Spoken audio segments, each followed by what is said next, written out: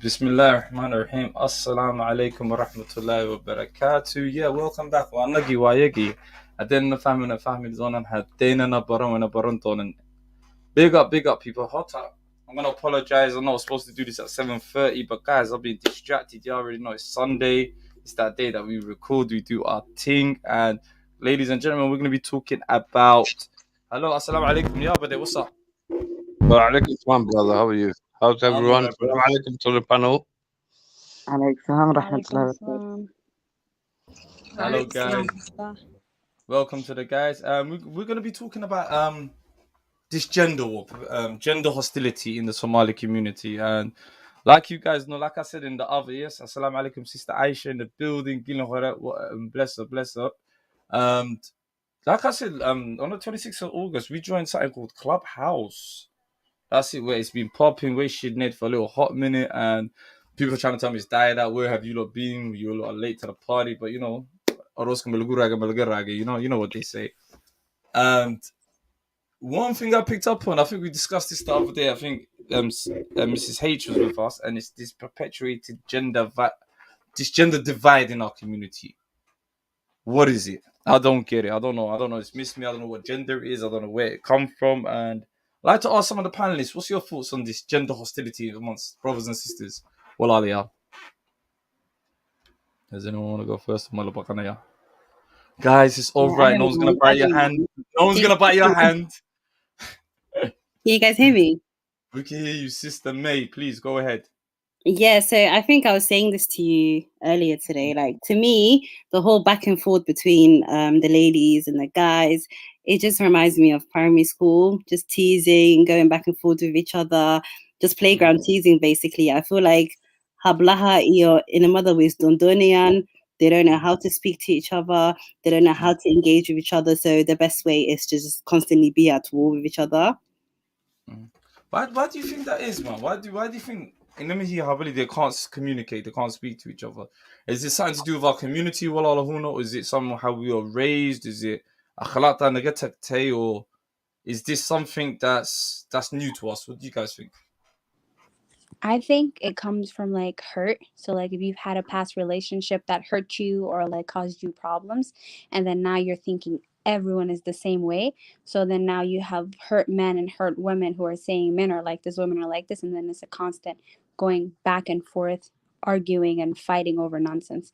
When really it's simple. You could look in the deen, and the deen exactly tells you how to treat a woman and how to treat a man, and it's simple. Everything is written out for us, but I think the pain in our hearts is what's causing all the issues.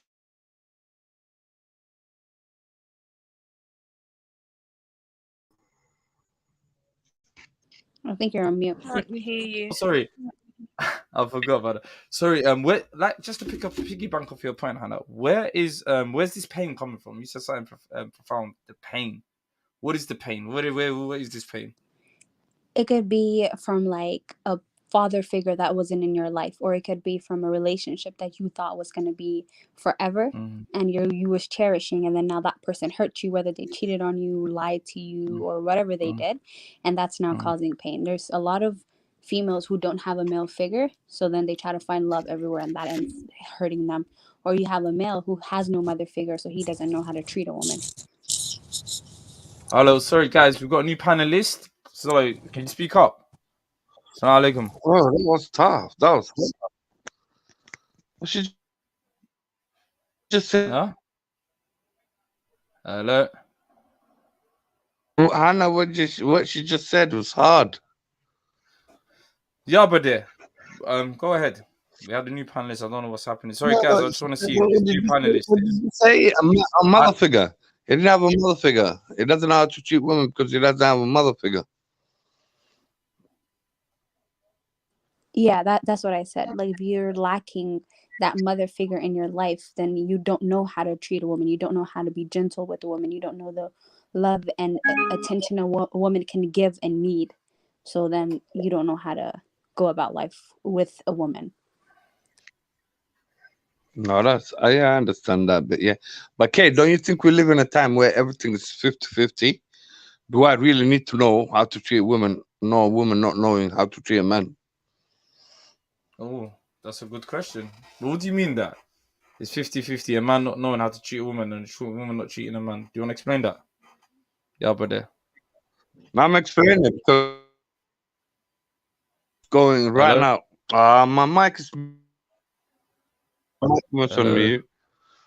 All I'm saying is, hello, can you hear me? I can hear you. Hello? Go ahead, brother. Yeah, go ahead. I'm having an internet issue. Bear with me. Mm-hmm. Can you hear me? I can hear you. I can hear you. Go ahead. Can you hear me? I can hear you. No, I'll Can you hear explain it. me? Internet Will issues, Khaled, problem. Do you want to come in and come Wow. back in? Can you hear us? Yeah, please let me try that. Yeah, let me try that. Yeah. Yeah. We're going through Damn. technical difficulties already. No. And the worst thing is, Yeah, do you know how much I have to do with this? And it's alive. It's alive. That's the worst thing. It's So much. okay. Miss Even J, the do you live want shows go through. to? I know. What do you think, sis? What do you think about this? This perpetual hostility between the genders. I don't know. I feel like there's a lot of situations in the pot.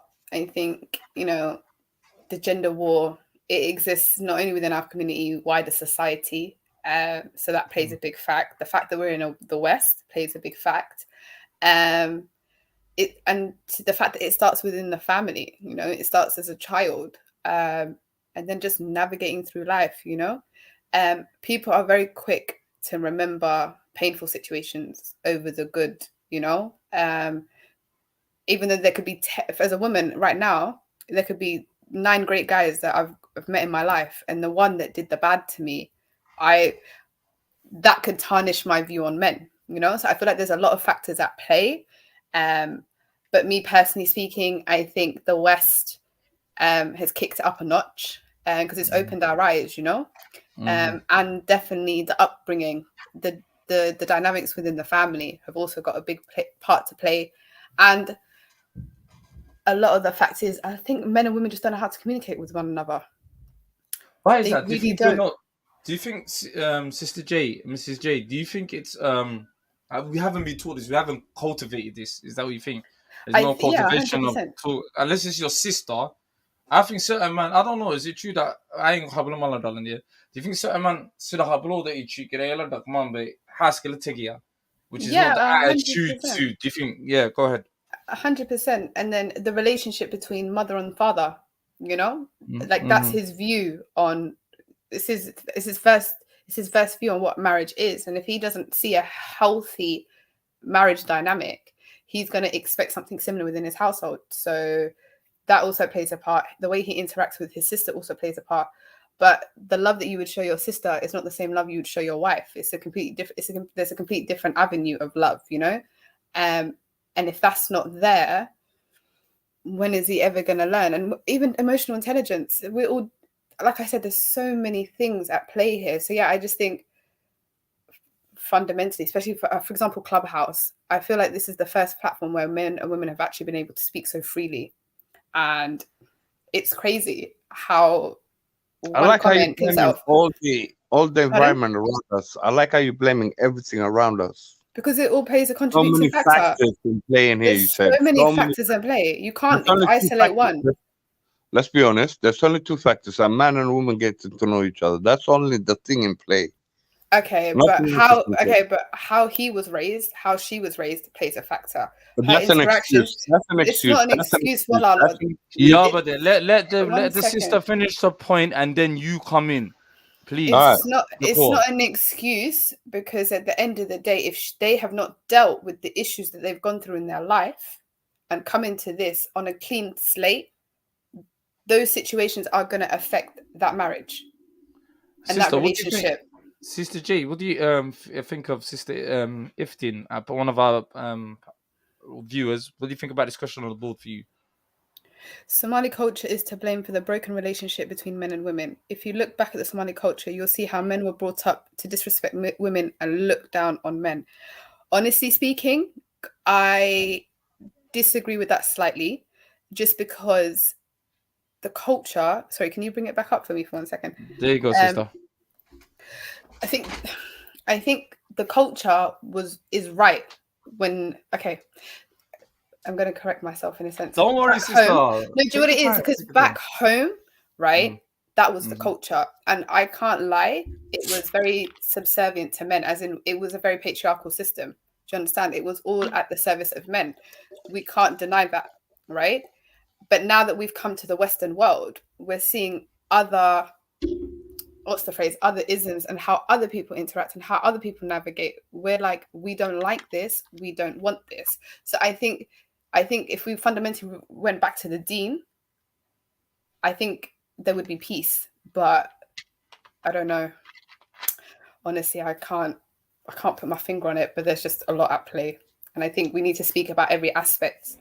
Which is at play? Huh? Well, every aspect that which is on play. What do you think about this question for you you guys as well?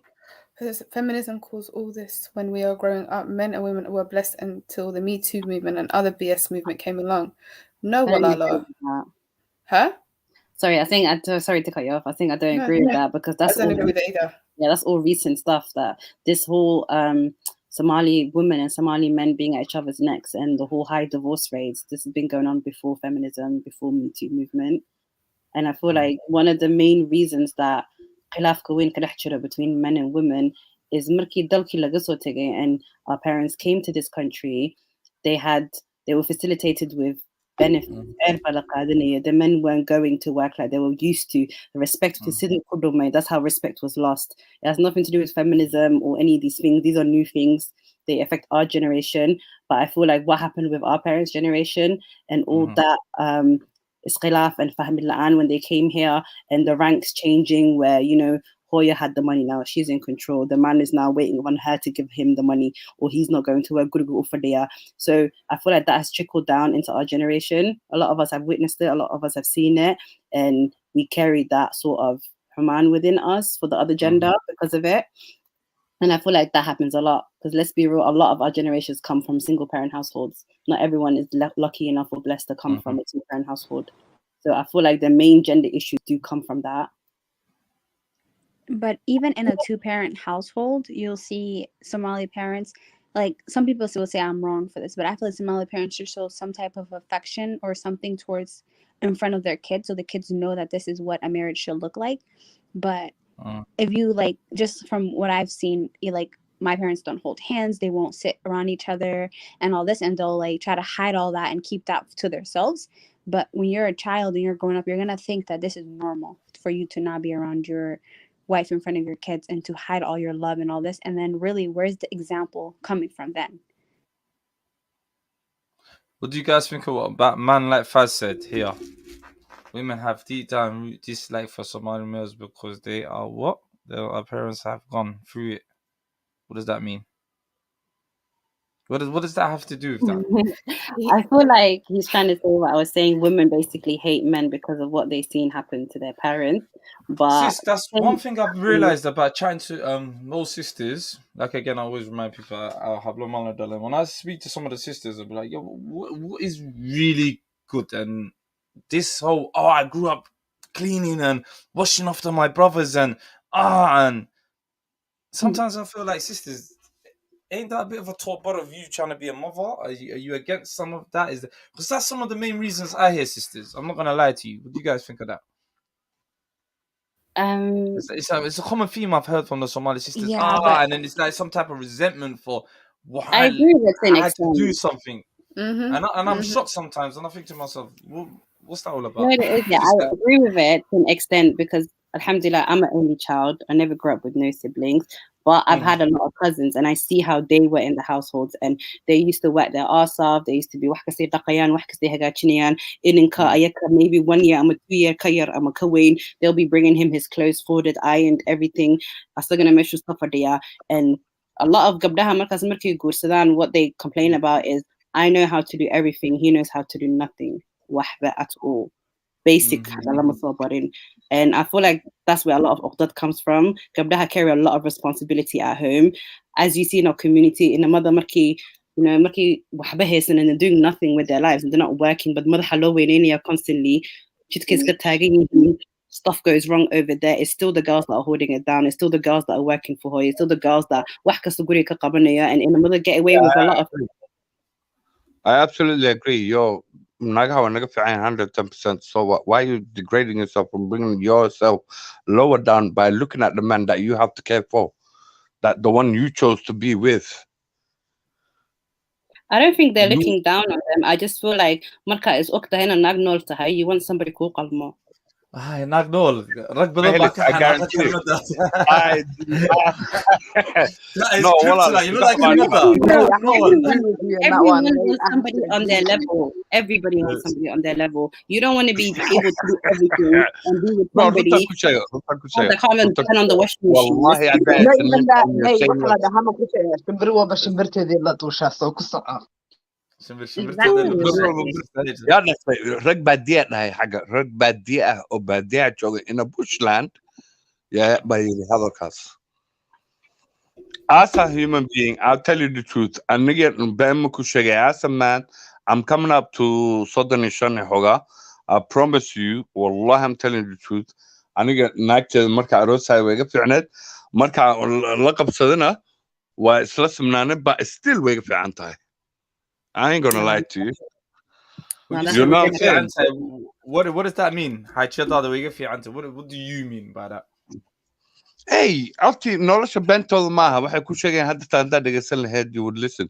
She said nimanka waxaa loo create garanaya life like oh you're this and that waa la create garanaya niyadan anagana noo dhisaa from young age. That's not bent maaha niyadana from young age waa noo dhisaa.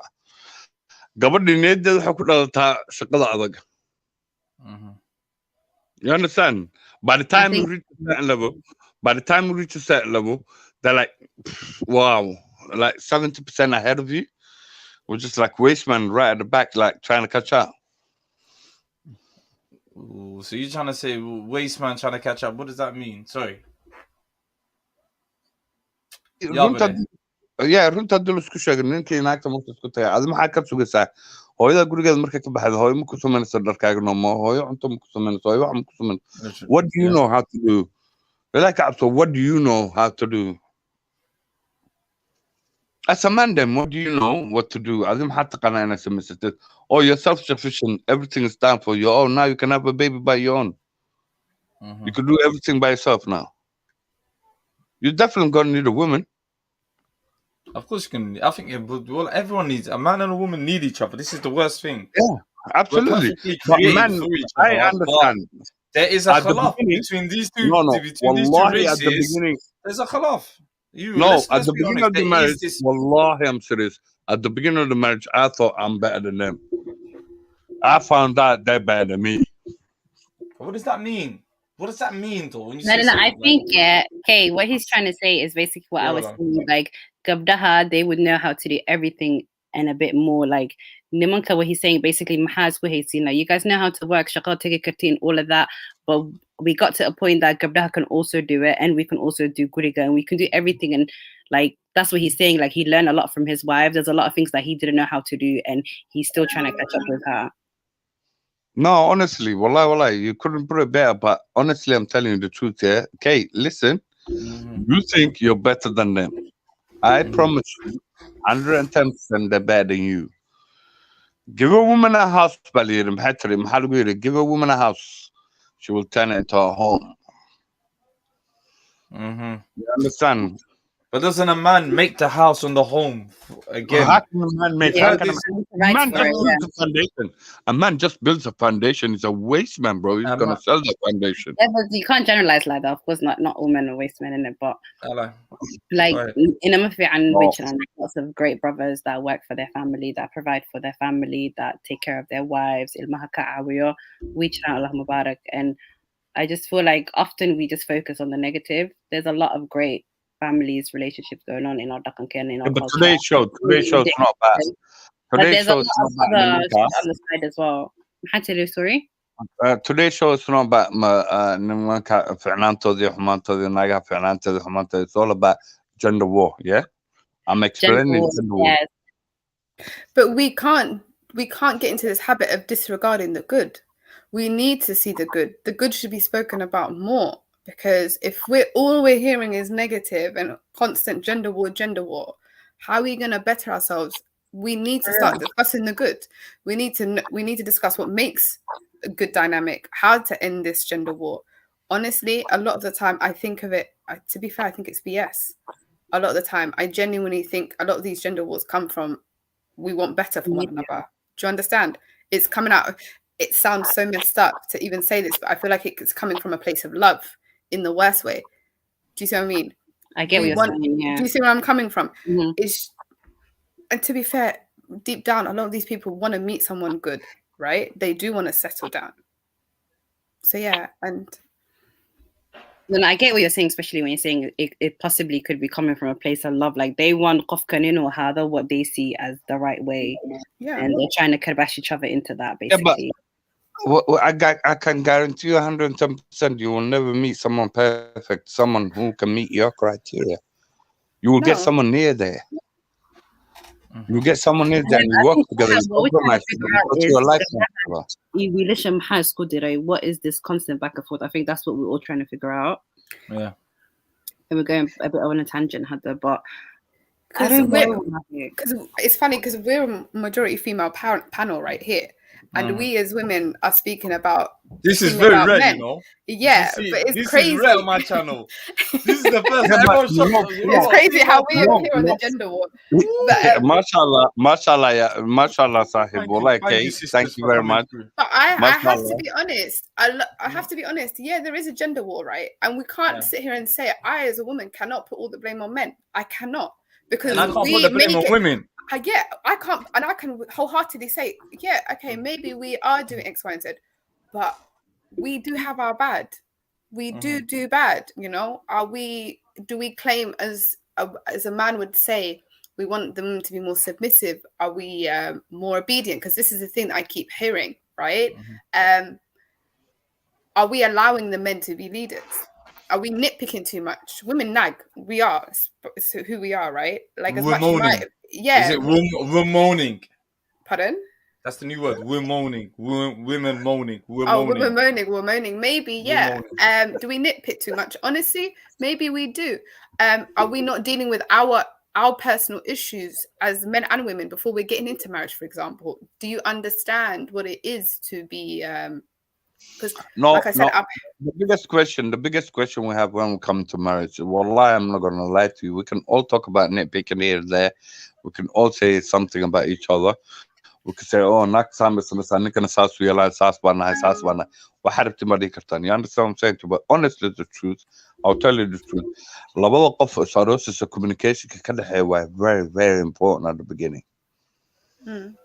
You cannot have a marriage. Are you saying, yeah, brother, it's lack of communication? Is that where you're coming from?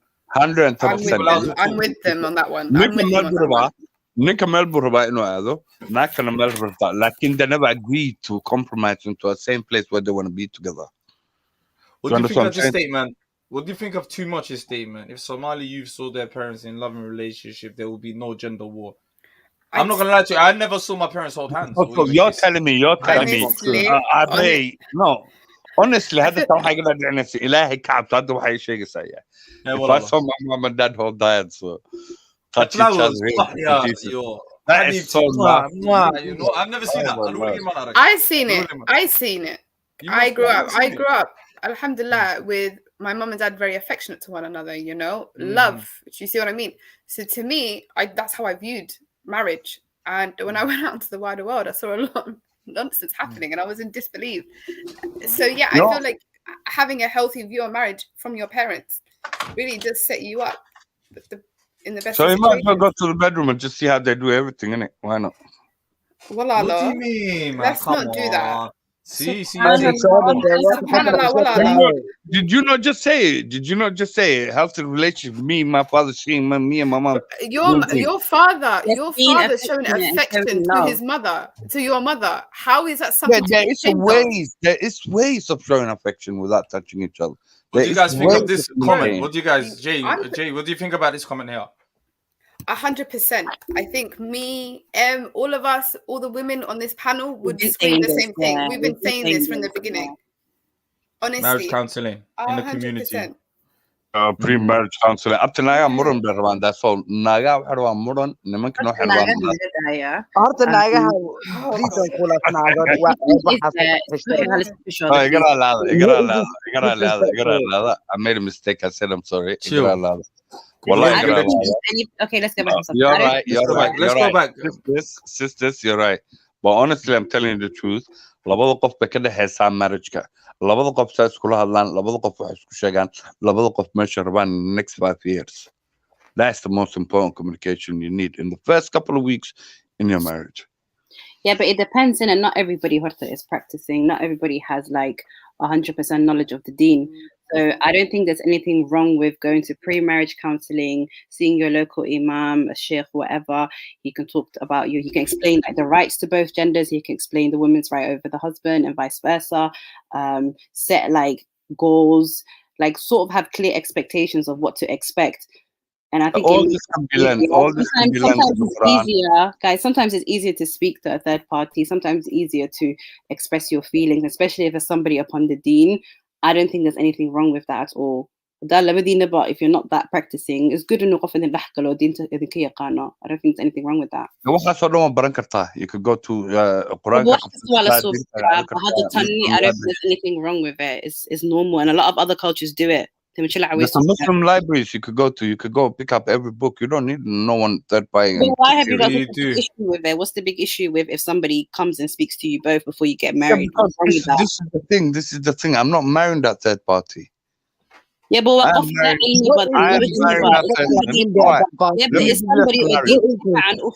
more than you or someone who's probably already been married longer. Do you know what I mean? Like there's nothing wrong with that. Yeah, I understand that. That's no problem. When we have issue, I don't mind that. I'm getting married for the first time. A pre-counseling marriage. What? Yeah, but you know what it is, there's so many other brothers and sisters who possibly could need it. You need to think outside the box. Wow, that's hard. Yeah, I'm gonna mute my mic. She's hard. She's on point there. Why are you gonna mute your mic? Because she's saying some valid points. No, she just said a valid point. I forgot about the third party, that people who are actually listening to that need the help. Yeah, I'm just saying, like, don't refute something just because you necessarily wouldn't do it. Try imagine like I know maybe your marriage is not in a situation, or your relationship is not in a situation like certain people's are. Do you get where I'm coming from? Maybe about them angles where people might need premarital counseling. What do you guys think about that in the community? No, it's a very good idea. Mus, can you guys hold up the panel? Jay, y'all there for me. I'm just gonna quickly come back 5 minutes, yeah? I've just been listening. How's everyone doing? We're good. How are you? Good.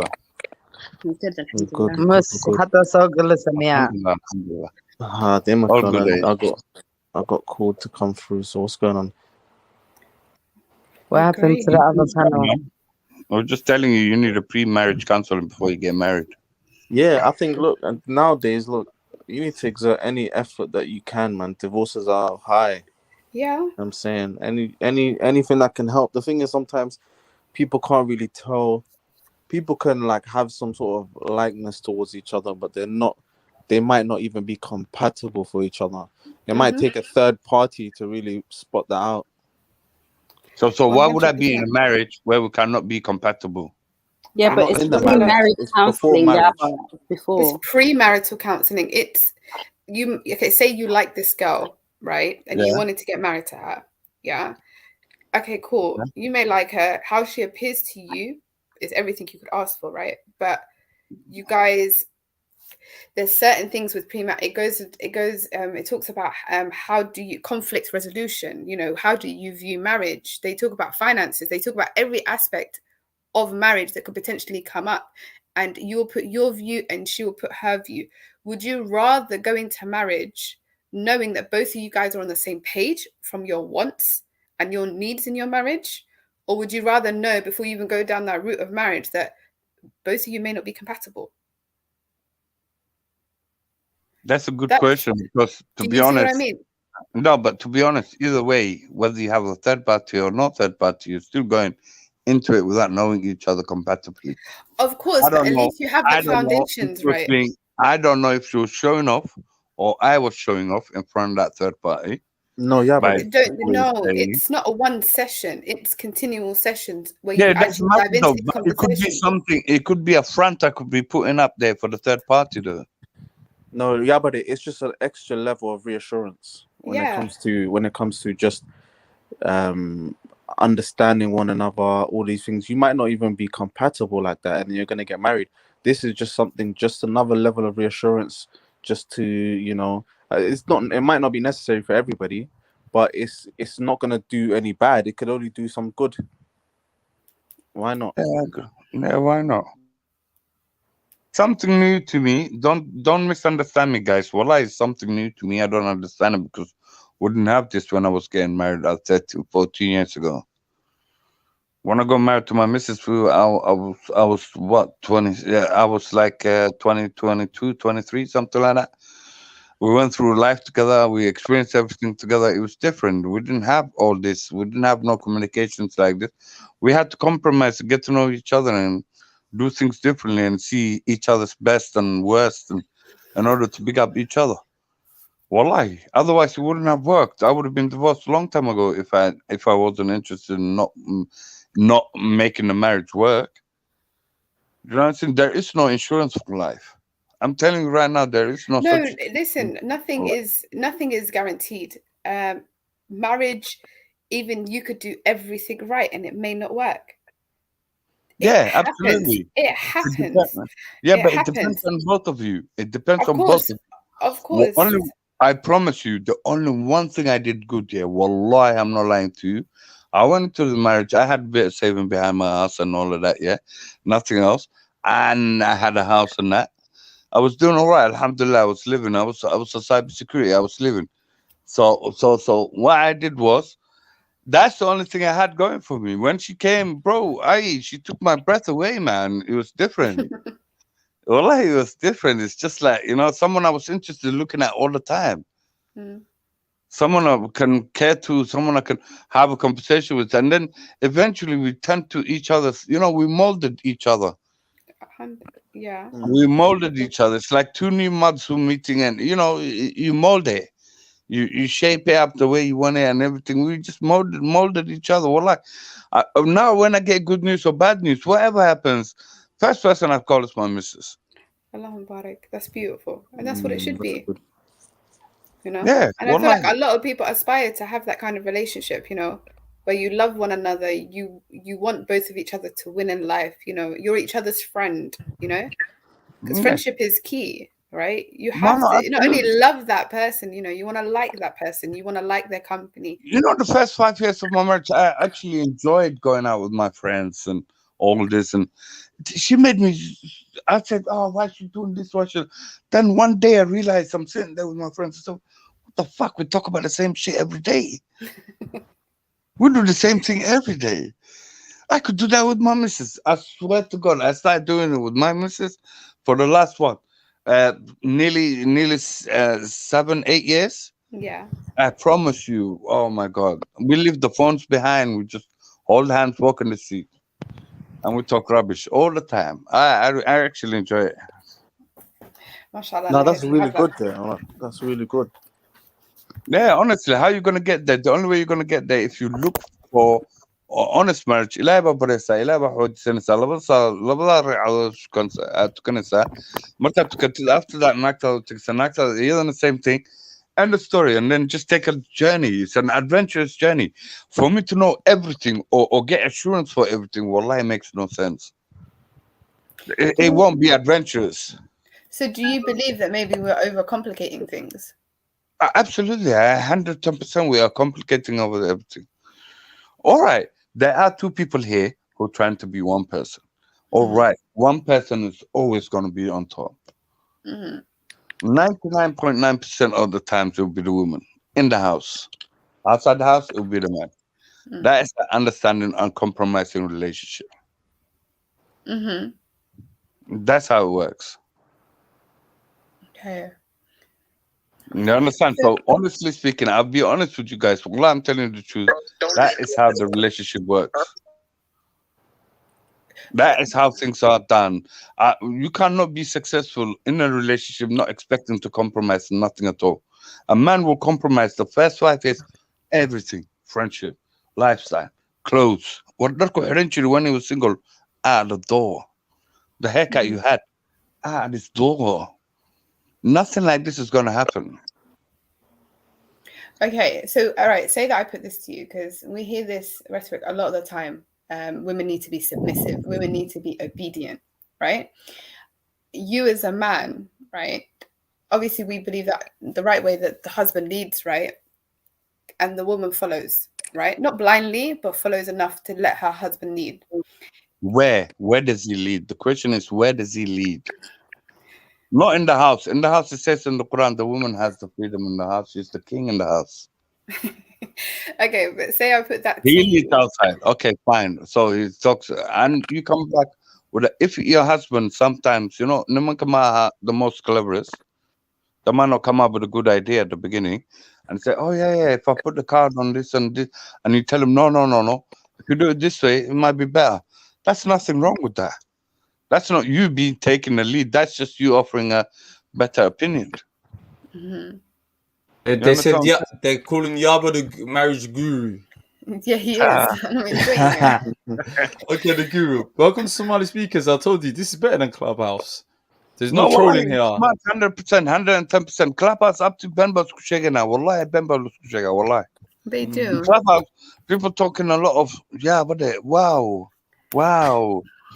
From languages, I want to watch it. I want to put a fairy liquid in their mouth and brush it out, Jeez. Some of the But words as a married man, what would be your advice to the sisters and the brothers? I'll be honest with you. The best adventure in life you could take. The biggest jihad you can do is yourself, personality.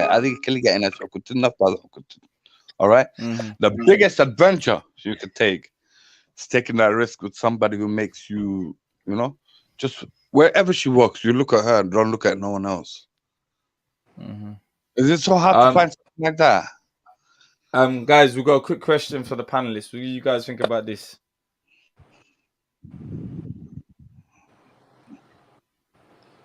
I don't think that we've really exerted. I can't see the question, bro. Yeah? I can't see the question. The question. Okay. Do you want to read it out? Yeah. Okay.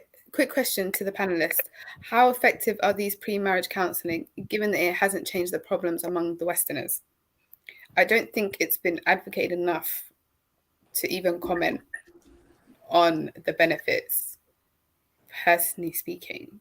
If anyone else wants to answer that question, they're more than welcome to. Anyone else wants to take that? Pre-marriage counseling. I don't get that. What? Somali Speaks, quick question to the panelists. How effective are these pre-marriage counseling? Given that this is follow-up, and this is his follow-up question. This is the brothers, and this is his follow-up question. Yeah, but bro, why is he asking me this stupid question? Because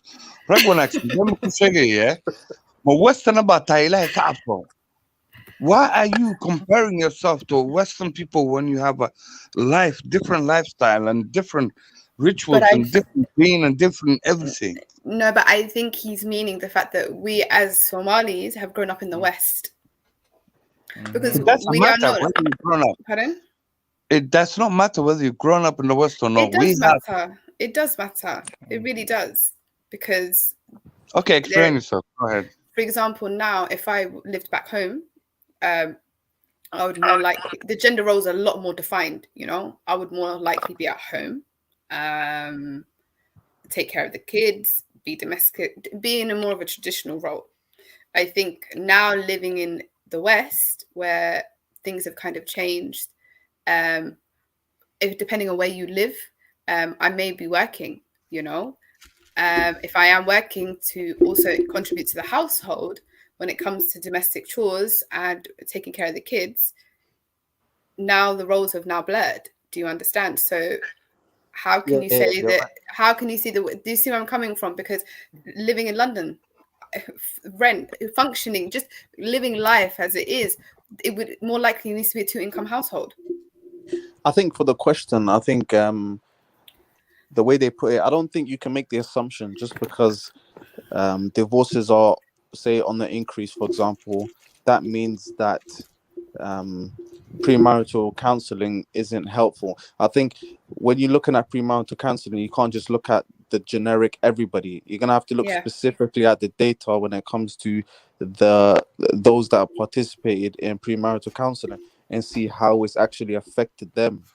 Okay, you can't just make a generic blanket statement and say we have it, because we don't know how many people actually do it. We don't know how, so we need to actually look at the data when it comes to that. I'll be right back. 1 second. Yeah, and I agree with that. But can I ask one question, bro? One question. Like, so before this pre-marriage counseling business, how did man and woman get together? Did you not go out for a day and speak to each other, and for some reason just tell each other what you feel like, or we just came to mommy house and daddy house and we got married? ما إما كده was social media they ولا حاجة اسمها الأسبوع هلا. Social media. We have two different faces. Up to come on, man, please. Don't I'm make saying social. how people I'm meet each a other. different man on social media than I am in real life. I'm saying this is how the majority of this generation meets each other. It's online. Yeah, I agree with that. This is why I'm trying to get my kids out of this. This is why I take my kids out every day with me, bro. We go out every day, every single day. We kill an hour outside. MashaAllah. Now, honestly speaking, I don't believe in the social media status because I believed I grew up in a time where your environment, you had to affect the environment around you, not the environment around you affecting you. Mm. But to be honest, I don't understand that because aniga naagta marka arka jidka ku arka banaanka ku arkay ama mehera ku arkay ama hooyada gurigeeda ku arkay ama yarka saaxiibka gurigiisa ku arkay ama yarka saaxiibka walaashiisa even I saw her, I just liked her. End of story, bro. My ambition, my moves, my everything will not be on social media. Oh, can I get on Instagram? Oh, can I get on this and that? And come on, like so let's be honest. What do you think Wait, about these? What do you I, guys think about this question? Arranged marriage is actually a very, very good thing. The thing is, the reason why it's a good thing is typically arranged marriages are families that already know each other. A lot of the time, when you're out here just yeah, trying the to kids date, don't know each other. The families know each other. The kids don't know each other. Two no people who have to families is marry what each I'm talking other about. don't Yeah, know each other. 1 second, yeah, brother. The families know each other. Yeah, the reason why just coming out here trying to find a husband or a wife sometimes is problematic is because you don't, first and foremost, you have to get into the sort of dating scene, innit? And try and find somebody with us. And this is where people pick up too much dating can be a problem. And this is where men and women are like, can pick up traumas, can pick up, problems and all these things. So I think when it's arranged, it kind of cuts through that. You don't have to go fishing for people. People will come brought to you, presented to you, and you can make a decision from there. It's not an arranged marriage is not a forced marriage. It's just a marriage that families know each other and they kind of introduce you through there What do instead you of. think? What do you think the stigma is? Do you think some people have stigmatized arranged marriages like it's like a taboo? Ooh, arranged marriages. No, I wait, think they wait. have We're this in the West. assumption, yeah, that Can you go for it. explain? You just said Oh. arranged marriage. What are they? Go tell us in a word. What are they? What is an arranged marriage? That is just laba reeradu wanaagsan. That's seen two spouses or dad fiican or laba reero fiican dad isku keenaya. That's my take on Yeah, it. that's that. Another aabaya hooyo, yes? Imika dad fiican It's haday aabaya isgaranayo another dad person. ilaahay ka cabsanayo. No, but I'm just saying dad ilaahay ka cabsanayo si fiican haday arkaan inan baan Yeah. habayo The wiil time we live fiican oo in. ku haya. The Yeah. time we live in. I'm not getting married to her family, nor is she getting married to my family. No, they're No, just Although, they're just the introduction. that's They not even just that. bring each other. That's my intake on it. Laba reero fiican oo I don't think in this forced thing inan la qasbiyo. Inan kana waa ka inan tana waa ka labada la okay. isku keenayo. And then what's good again now? What's shakasana? That scale no what's ra'na. And then scale misra'na. Okay. Yeah. That's how it I don't get finishes. that. That's how. That's how I agree with arranged marriage. I 100% I agree with it. Okay, mom and dad can arrange it. I can meet the girl. If me and the girl don't get on that one date, I promise you, on that one date, we're gonna ask each other a lot. Well, we're not gonna be silly. We're not just gonna sit there and say, "Oh, do you like the popcorn or did you like the movie?" Nah, mate. We're gonna tell each other the truth to say, "Well, how do you feel about this and how do you feel about that?" If you don't like it, I don't like it. Maybe we go our separate ways. The thing is, the thing is when it comes to say not not arranged marriages, but the typical like how people usually get married. Okay, they might just I don't know how people usually get married, everyone, but they find somebody whatnot. The thing there's a level of safety when there's an arranged marriage. For example, if you're out here just dating and whatnot, you don't know people's intentions, you don't know what people want. You know what I'm saying? So you don't really have an idea. There's a level of safety when it comes to an arranged marriage. The family's already brought you lot together. They're the ones that are, already, from the get-go, no one's trying to do no ill intent, because you lot are you lot have family connections, all these things. So I think there's a level of Any safety. issue happens, I call my mom and she calls her mom, and the two moms have a No, war, you don't have and to then we do get a that. phone call. Please.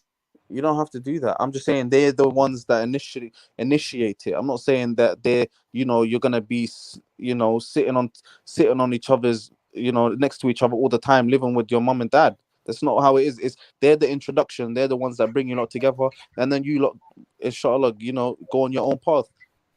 No, we do. And then when we go on our own path and she has the issue with me, she goes to her family. Her family will get in touch with my family, and my family will pass the issue she had rather than share it with me, the person who's right next to her. What do you guys think of this question here? This is a good question. I hope Jade, you is Miss Jade there. And you guys, what do you guys think of this? Why is it easy for Ajnabis to come in and difficult for the people then? Wow, talk to me. Whatever. Wow, the question holds weight. That question doesn't hold any weight because I think that's actually not the case. Are you sure? Yeah, I don't know about that. Yeah, I'm so sorry. That makes no sense. Wallah, she's right. Her sister's That right. doesn't make sense Makes no because if you lot are clearly aware of how many weddings are happening a week, predominantly they're all Somali to Somali marriages. You see the one-off, like just on social media alone. Now, since COVID, I think I've only seen 4. Like since we've started having weddings again, I think I've only seen like 4 or 5 weddings that are non with the Ajnabi, Somali person marrying an Ajnabi. The rest of them have all been Somali to Somali, and there've been hundreds and hundreds and hundreds of weddings. Yeah, no, it definitely happens.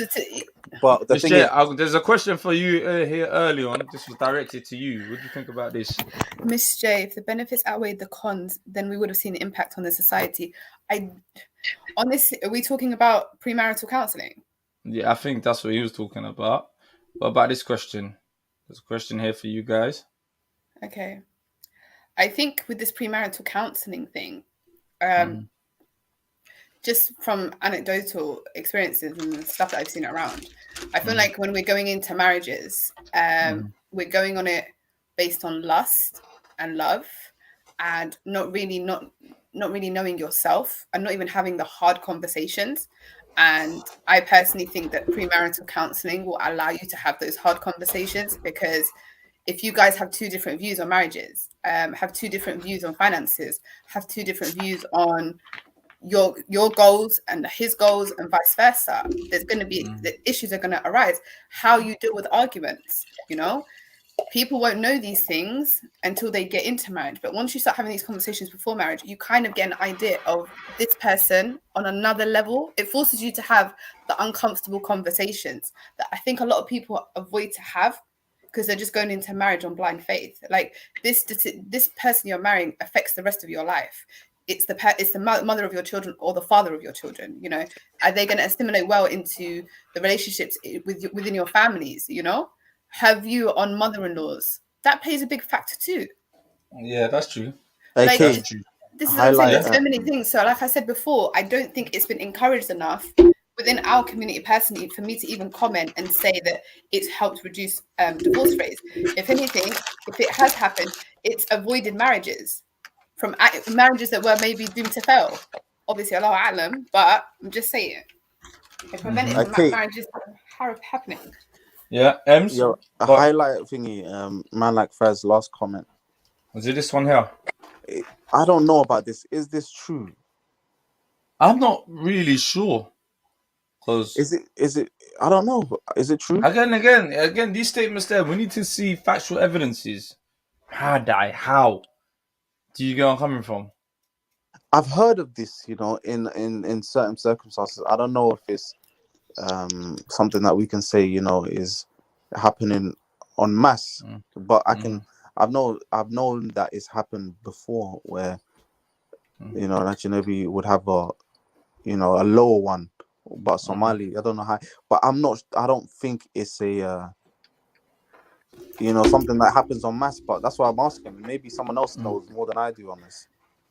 Honestly speaking, this attitude of girls asking for crazy meher prices is insane. Honestly, like, I don't know. I've never heard this 50K till it came onto social media. It's insane. Honestly, I don't know why this culture is being put out there that girls are asking for insane mehers. Honestly speaking, the most I've ever heard is 10K, outside of social media. So I don't know why we're promoting this mindset. We're promoting this mindset of we ask for insane meher prices because he's Somali over Ajnabi. Wallah, that is absurd and waqalad wallahi for you to even be putting that out there. Do modern day women even deserve meher money?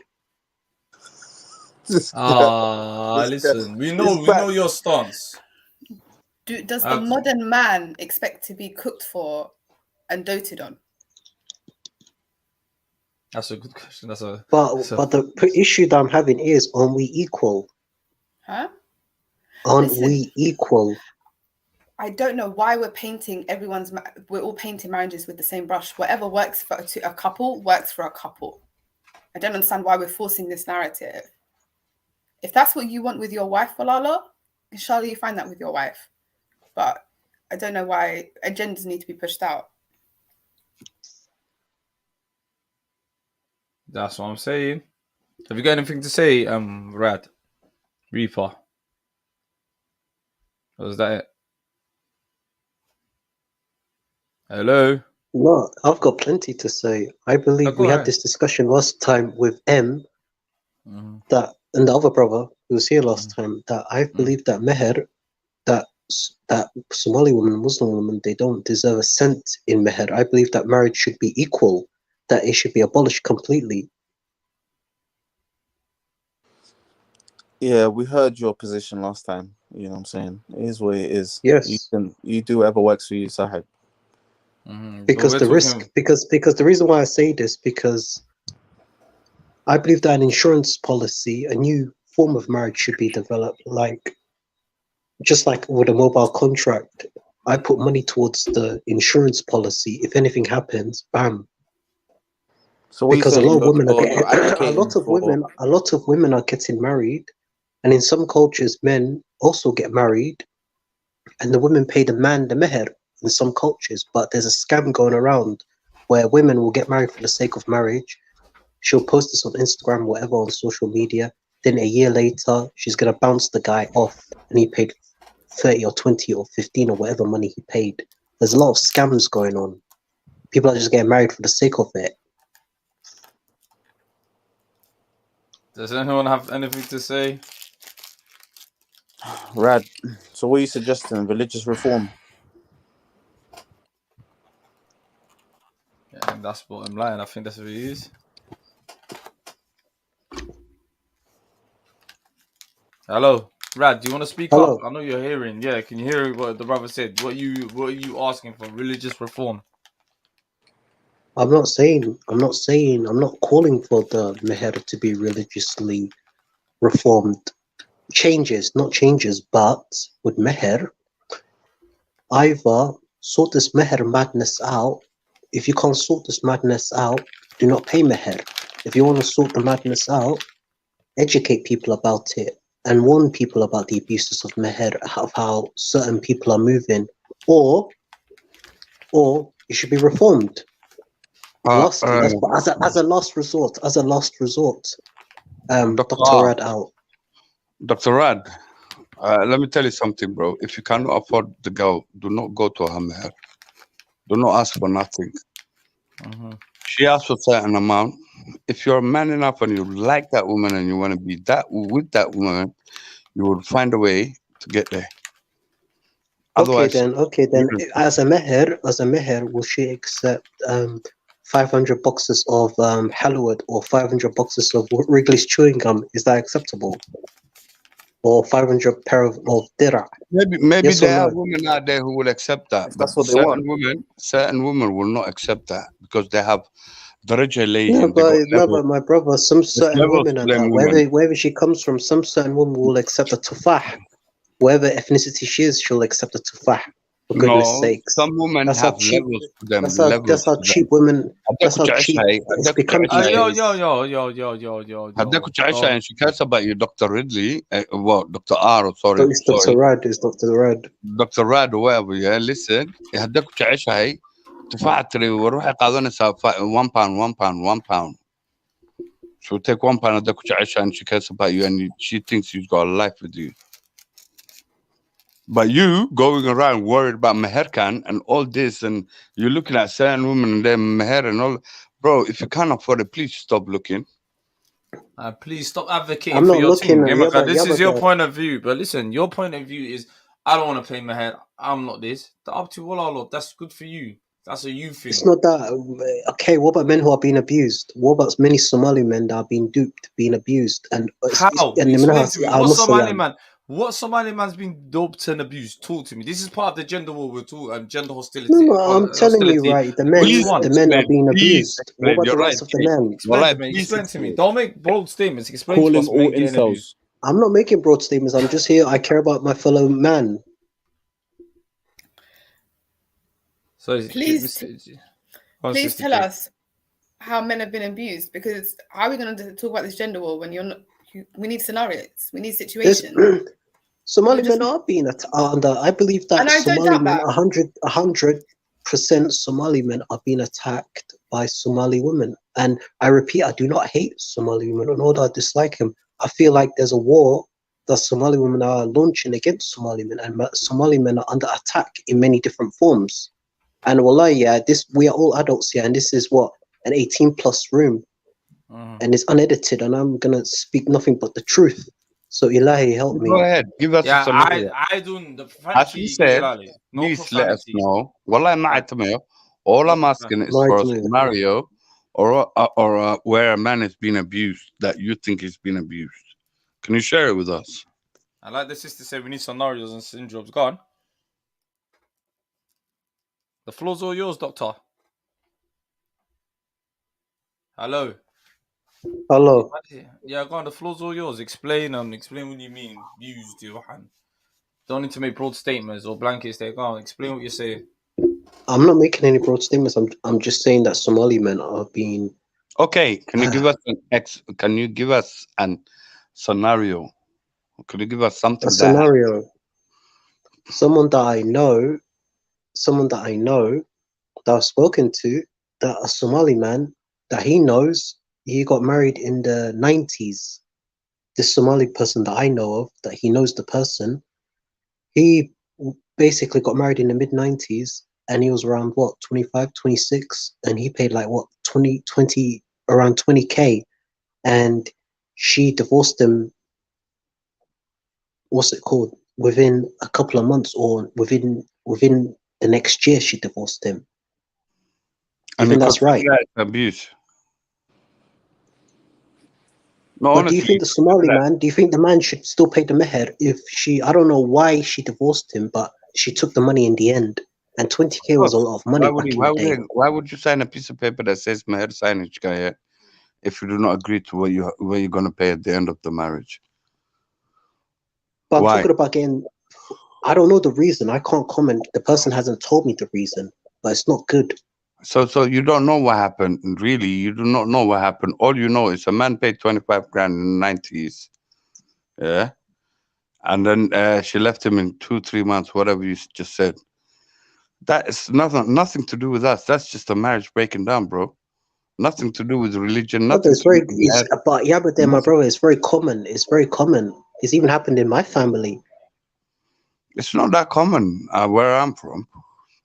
My era, wallah, it wasn't common. But you have to understand, right? Yeah, and a lot of Somalis are going to be watching this around the world, and many other people. I'm going to say this enough Somali. Ebteni is just like with certain communities. Ebteni, we hide it, but a lot of things go behind closed doors. And I hope Miss J could highlight that. Oh, now you're putting Miss J on point. Okay, fine. Miss J. But when you said it happened to you, my family, what do you mean precisely? Because is that an experience? Is that subjective experience that you're laying out and you're portraying to the rest of us? I'm not Bro, it don't make portraying. I'm sense, not innit, Did you portraying. just say Like, that? let's be. Did you hear Like, what you it's just very said? common in You our know this is live, community. you know. Remember, we're live. Remember that. We're gonna rewind it. People are gonna watch what you just said. You said it's happened to my family. It's president that Nicola Batum. So explain to me that before the Sister J answers. You literally Something in just your said family. it. Wallah, you literally just said it. We didn't say it. You said it. Just explain to us. Gotcha. Well, I said divorce has happened in my family. You said maybe it's the 20 bags. So explain what happened because you've seen The something. 20 bags didn't happen in my family. It happened to some guy that I know that he knows. Please, I don't have any time for any gossip now. Eh? Yes. Look at you. Yeah. Okay, it happened to a guy that you know that knows a guy that knows a guy. Okay. Yeah, this is just you know, Rather, I mean, this is a typical example. I think of some of the shit that's happening in our community as we're seeing. because up to wallahi na been ku sheegin naagaha iyo nimanka xaq ba ilaahay hortiisa ku leeyihiin naagta xaq ba leedahay ninkan xaq bu leeyahay naagta can ask for however much she wants meherkeeda if the man is interested wallahi he will find a way to be there if he can't he will explain it to her and she will put it down. No, but yeah, but likewise, if a woman really wants a man, she's not gonna make the meher so high that it's so hard for him to reach that goal. Some women do.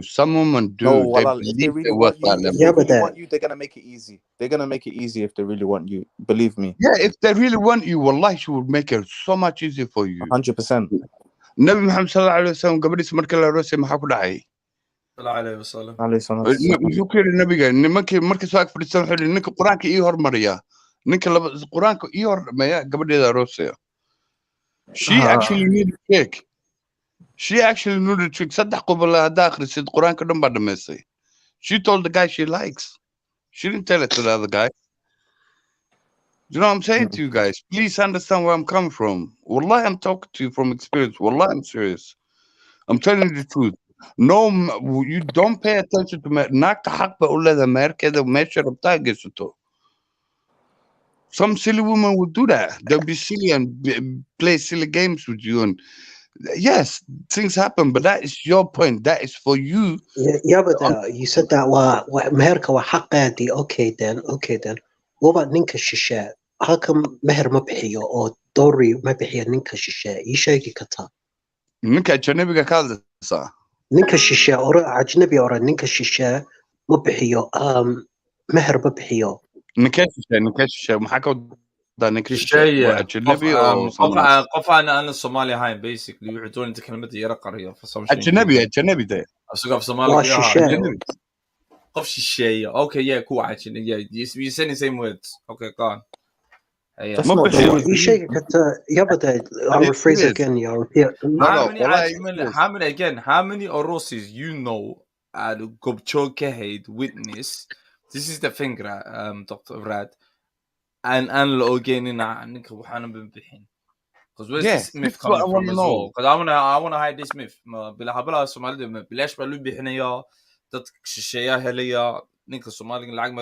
we've been hearing this earlier. It came up and I heard this across these mad platforms. But what is also to be fair, if I didn't Somali gursu the religious nakshisha, whether it's Pakistani, Palestinian, or Arab, or Turkish, or Adam, who is a revert, I've never heard of Nin Somali. I don't know about it. Has a Nin Somali ever paid meher to nakshisha? Like, I don't know. When Ninka Somali go, what way this Nin Somali? Do you know what you need to do in that type of time? You need to go for quota. Ninka Somali or Naga actually because when we this it.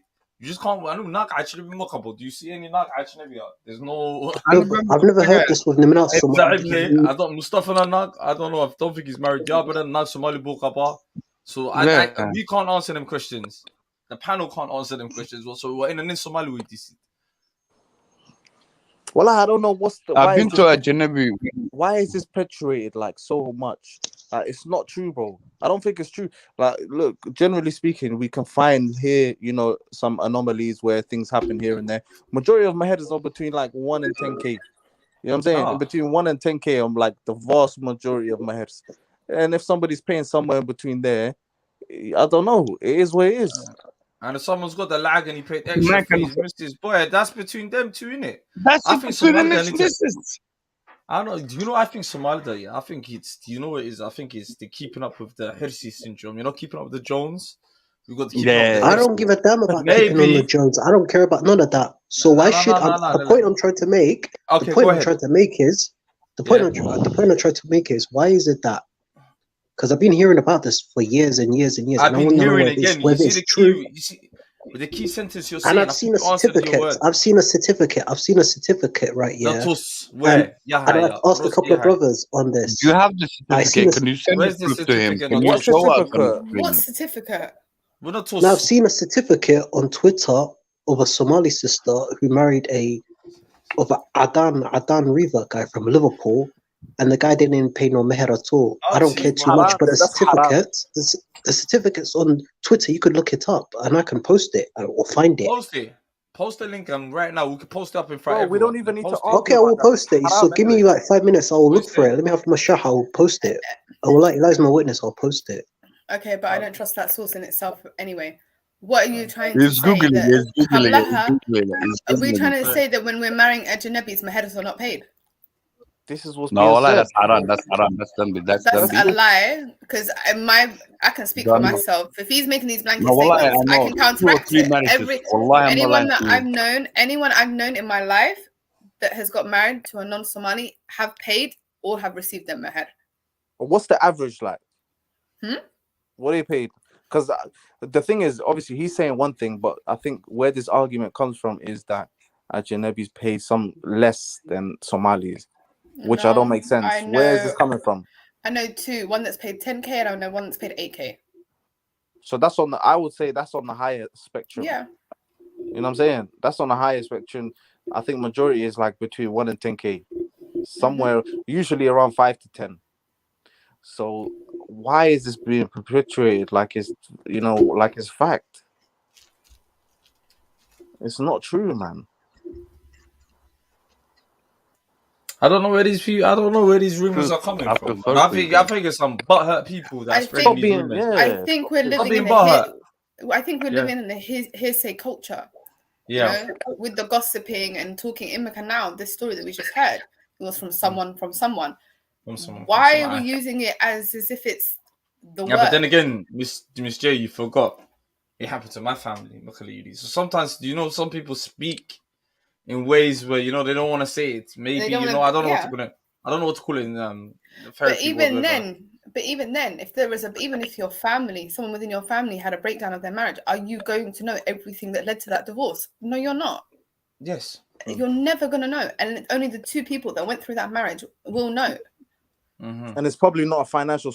I don't know no woman who would think, okay, like, for example, say these scams are going around. One woman's like, okay, she scammed 2 men, okay, out of 10K each. That means she got 2 divorces, and out of it, she got 20K. And now she's 2 divorces. That don't make that's a worse position to be in than having 20K and 2 divorces. That's even worse, I think. Honestly, don't make no sense. To me, in the world that we're living in at this point, I wouldn't be surprised if this scam doesn't happen. Do you understand? I've seen some outlandish reasons as to why people get married.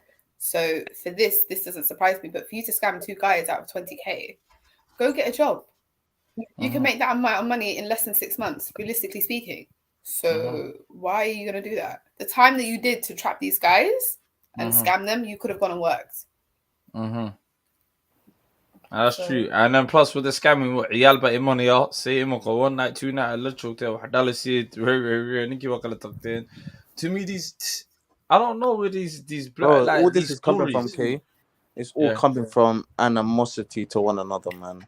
Yes. Everyone just Yeah. has some sort of animosity and just, I wouldn't say hatred, but some sort of resentment towards one another, especially the genders. They do not. It's like, even though they want to get married to each other, everyone wants a partner, but it's like making a deal with the devil. Why is Oh, it so so? Why is it so bad? Like, why do people? Why do can we I not give you like a each other? scenario, please? Can I, guys, please, can I give you one scenario? Yeah. Go ahead, bro. Naag ajnabi marka aroostid. Do you know what you have to go through? You get a house on a mortgage. You get a life insurance on yourself. You get all sorts of things before the family happens. Bruv, naagta marka adiga dhimatid ama marka iyada kala tagtaan, she's taken half of everything you own. Naagta ajnabiga waay. Yeah, naag meherkeeda ku wejisatay baa ka murmaysiin. Waa ka qaylinaysiin. Naag ku tiri 10 kun baan rabaa for meherkeyga, ama 15 kun, ama even 50 grand. oo ku tiri intaas kaliya kaa rabaa, wax kale kaama rabto. Caruurtaada uga tegaysaa, gurigaaga uga tegaysaa, wax walba uga tegaysaa, brav. Intaasa ka murmaysid. Naagta cadaanta ama naagta ajnabiga, wallahi what she will take from you is a hell of a lot more than the woman who's sharing her meher with you. Do you guys get that? Yeah, Mayfans. I get what you're saying. No, wallahi, I'm being honest. Wallahi, I'm serious. Some men actually die so she could take the life insurance money. But that's a bit too extreme, though, man. Fucking hell. So you saying that's No, that's wallahi, it's beyond not love. extreme. Wallahi, it's the truth. Wallahi, it's the truth. That's Because beyond love, man. That's some super love. That must have been the love of Lashegi, fam. That love is haram. I don't want that love there. Man said that's suicide how it for love. happens. That's That's how it some happens. dangerous love. You I'm know not why ready for that love. meherka society and Islam also geli standards and different levels of marriage. Naagta meher bay weydiisanaysaa at the beginning of the marriage. You understand what I'm saying? Naagta meher bay weydiisanaysaa at the beginning of the marriage. At the end of that marriage, if we divorce, I have to fulfill what she asked for at the beginning. Not only that, I'm gonna leave my kids with her, and I'm gonna leave the house. That's it. Simple as. You understand? So if she asks for 10 grand, she'll get 10 grand from me, the house and the kids, and I'm gone. Nothing more, nothing less. I still have a job. I can still work. I can still earn that 10 grand in 2-3 weeks. Assalamu alaikum. Alaikum Wa assalam. alaikum Salam wa rahmatullahi wa barakatuh. Yeah, can I just put my 2 cents worth? Hello, everybody. Hope you all, Yeah, inshallah, you're all good. yeah. I just Gav. think the reality modern day is because of the financial. A lot of men, if we're being honest, a lot of the sisters, Somali sisters, mashallah, are doing better academically. They're getting bachelor's degree. They're entering high profession, high paid careers. Sadly, for the males, it's not. Let's be honest, it's not as good. So I think that the reason for the high divorce rates is because the financial differences between the man and the woman. Like the man, is he gonna buy a house? He's gonna like have a good career, provide for the woman. A lot of men can't live up to those realities and high expectations. Sadly, back home in Somalia, it's a lot easier, or Somaliland, whatever. But I'm saying in the UK, in the Western world, like the high cost of living, rents, waha, you know what I mean, bills. That's the huh? Now I'm just saying the high cost of living, like that's the real reason. Like that's divorces happen. That's the main reason people get divorced is financial stress. People can't like they're not compatible. Wallahi, there is a hell of a lot of financial stress on everybody. Then actually, I ain't gonna lie to you. Yeah. It kills your ego, innit? As a man, it kills your ego, innit? If a woman's making double your income, innit? I'm making 28, but if a woman's making 60. Why should it kill your ego? Up to you. Don't want the best for your kids. You don't want the best for your wife. Yeah, but the woman, inshallah, but you want the woman to stay at home and traditionally like raise the children, innit? You can't have your mother working, going home. Huh? What time do you live in? You live in 2022, bro. Yeah, but most men will agree with me. Be honest, Yahoo, bro. Like, they want their wife to be at home, innit? Like, after the age of 25, 30, whatever, to be looking after the children. If she's working, who's going to look after the children? If the man and woman are both working, That's why these kids go out getting gangs because there's no skills are picked up. parents. Everything is picked up. If you need to, today you get married, all the skills that you learn, everything you do, wallahi, it's a pick up thing. waxaasoo dhan waa la qabsaday naagteeda hadday ga lacag badanto I swear to God I will happily stay at home and look after the kids. I promise Yeah, but you. the man, that's very rare. Like, no, masculine people, of that. Wallahi, I'm telling you.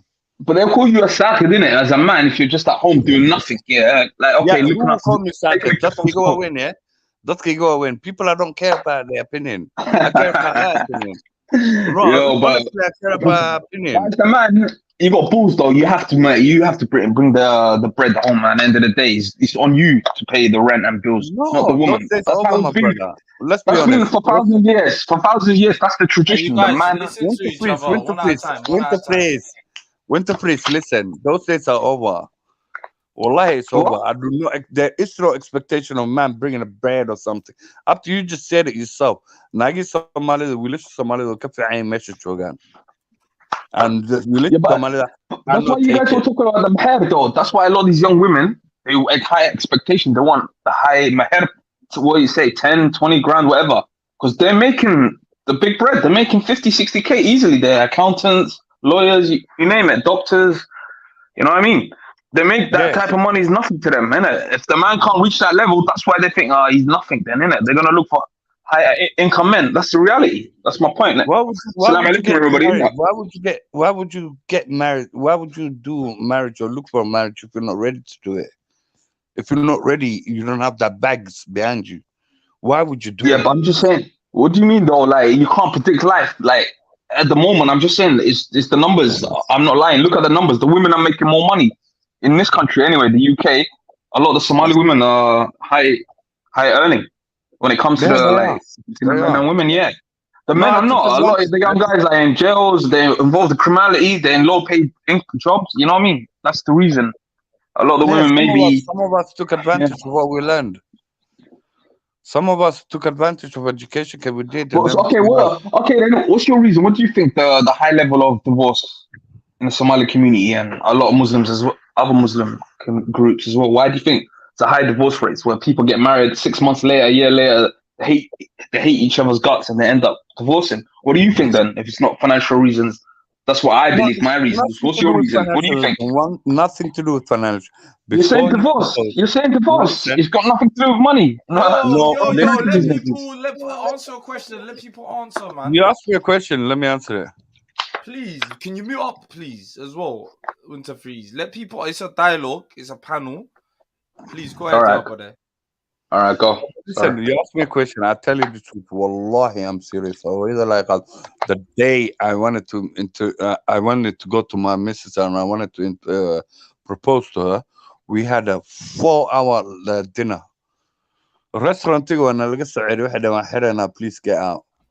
You know why? Because we were talking, we were getting to know each other. I wanted to know where I stand. Before I proposed to her, I wanted to know what the hell am I going to do? If she wants this and I can't do this, what am I going to do? Why get into a marriage? Why commit yourself to something that you cannot be committed to? I don't get it. This what do you mean committed to? It's the society. What do you mean? You got 1-bedroom flats in London costing like £1,500 a month for 1 bedroom. So 1,600 just for a little 1-bedroom flat every 4 weeks, yeah? Then the bills, the water, the electric. Come on, the woman expects, because she's gonna expect, as the man, you cover all this. And if she sees you can't cover the bills and pay for everything like a man, then she's gonna look at you like an idiot and divorce you. That's what a lot of modern women, I speak to them. That's what they say. These are the kind of things they say. Once you get with your wife, once you want to marry the woman, I wouldn't be in 1 bedroom. First of all, I would have been in a 2-bedroom house, making sure I had 2-3 years payment for the whole house up front, saved up behind me, plus our marriage costs, everything else. Do you understand what I'm saying to you? Do not take a leap of faith.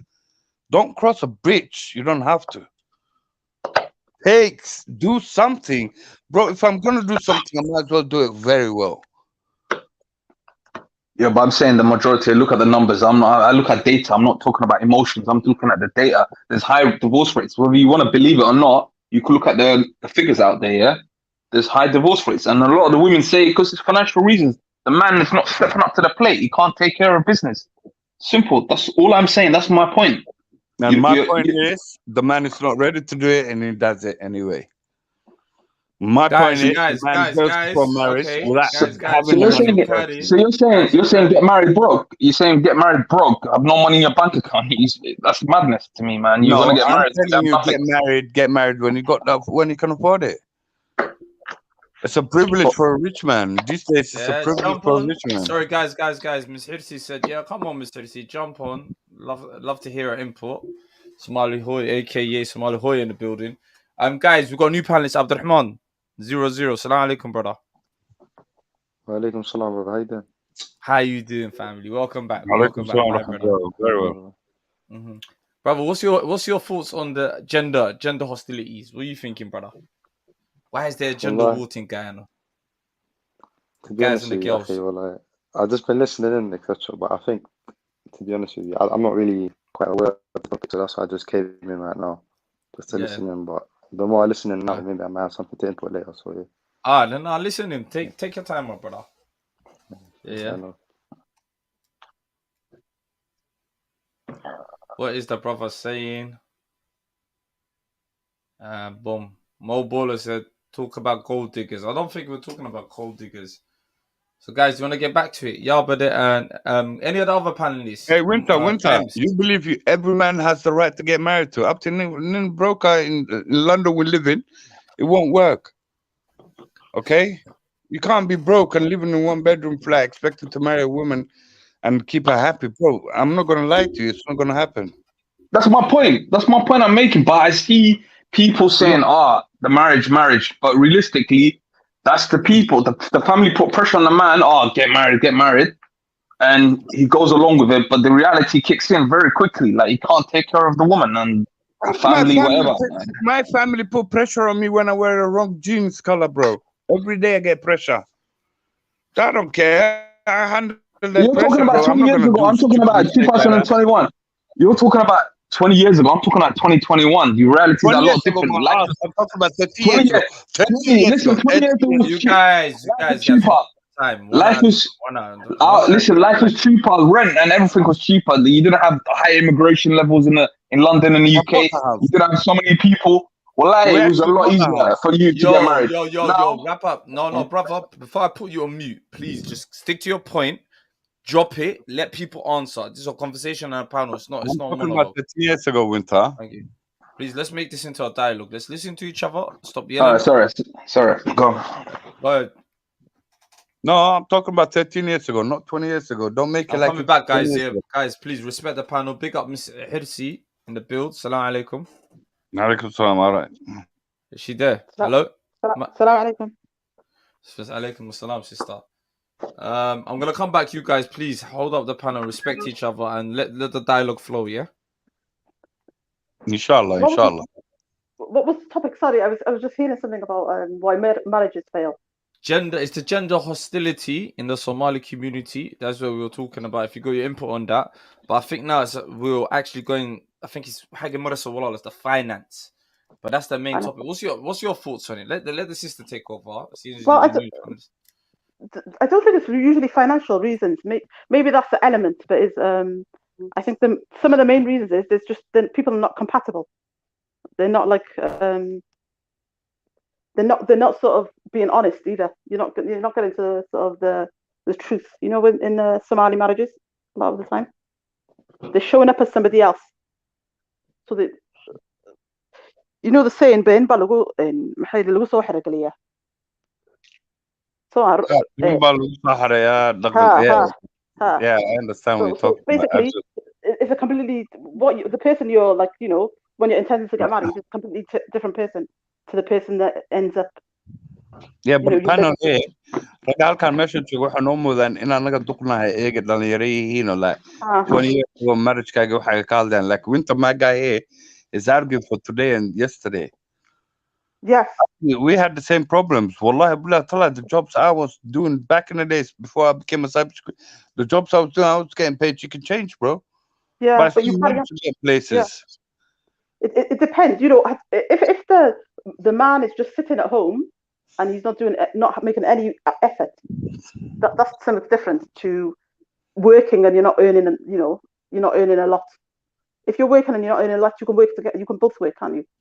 As long as there's like honesty, admil, yeah. Huh? Yeah. It's not that I don't think it's the financial element is the main thing. I think the element is there's not enough communication, there's not honesty. Unless I don't know no woman who gets married and tends to not look after her family with the money she earns. Wallahi, I'll be honest with you. lacagtan wax walba waxay gelinaysaa familigeeda sa u ilaaliso reerkeeda sa ula dhaqanto reer. She doesn't want to fail. Nobody wants to fail. If you're working and you're like, you're obviously going to put the money into your family. Yeah, you're right. Yeah, nobody wants to fail. Nobody here wants to fail. I don't want to fail. Nor does she want to fail. I'm gonna do my best. Yes. You can't say financially, but of course, again, winter. You can't say that. I don't know. I don't think there's anyone. There's no much around that, but then or like the main focus was lag, especially حق الدمر كهذا قاعد ليه. دمر باتشرة lag جعل, I think, but I don't think that's like a high percentage of people.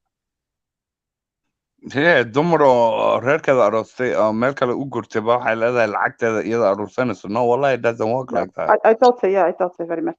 Nah, I don't think so. She's gonna spend it all on the family. If the family is broken, they look rough. She's gonna go to the shop and buy new clothes, all of you. Obviously, yeah. She's gonna look after all of you, bro. I know. Panel, are you single, you guys, the rest of the panel, or are you divorcees or what? I don't know what the other guys are called. What the ratio is. Sorry? Single. Have you got a mixture, or is it people that are not married? Yeah, I'm not married. Sorry, just that. The other day I was going to ask you a question, Akhi. Yeah. And I just want to ask you a question in terms of what would you say is the right financial place a man should be before he gets married in terms of the UK? Like, how much should he be earning? How much should he have saved up before he gets married? Because you said there's no point of getting married if you don't have money saved up. I don't know what it is. He should be working. As long as he's got a stable job and he's working, there's no reason why you shouldn't get married. I'd say if I don't know if you could probably, it depends. You could probably be studying, and if you want to get married, you can get married still. And you could work part-time or whatever. But it depends, obviously, where you live in the country. Yeah, I agree. think where there's a will, there's a way, isn't there? Yeah, there's always a way, but I just feel like even with people on minimum wage, you see them they're very happy. They're married, happily married. Do you know what I mean? So it shouldn't be a money thing. At the end of the day, it should never be a money thing. And to be honest, that question, but what Winton's saying is I understand where he's coming from because I live in London. I know how difficult it is to obviously rent. Nah, Abdurrahman, wallahi, to answer that question for you, I'll be honest with you. If you have no savings behind you and you have no place that you can provide for your wife to be, don't do it in London. Do it outside London. Yeah, that's a big option. I don't know. Sorry, Miss Hirsi told me about this. I've been speaking to a lot of people in clubhouses from different parts of England. They're telling me, what's wrong with you? Like, you could get a whole house for £400, £500 in certain areas. Yeah, definitely. Why do you have to be in London? You could get a house for £500. Basically, if you've got work experience in London, guys, it depends. It doesn't matter what sort of industry you've been in. You could definitely get a job anywhere else in the UK. I believe. That's the thing. Miss Hirsi, do you think it's a lot of compromise? People don't want to compromise. Yeah, basically, I'm speaking from basically when I got married, let's say about 15 years ago or something. Yeah. Okay. I'm divorced, but the problem was, I was maybe getting a professional job and I studied, and maybe my husband didn't, but I was willing to basically I didn't mind working into so. Do you know what I mean?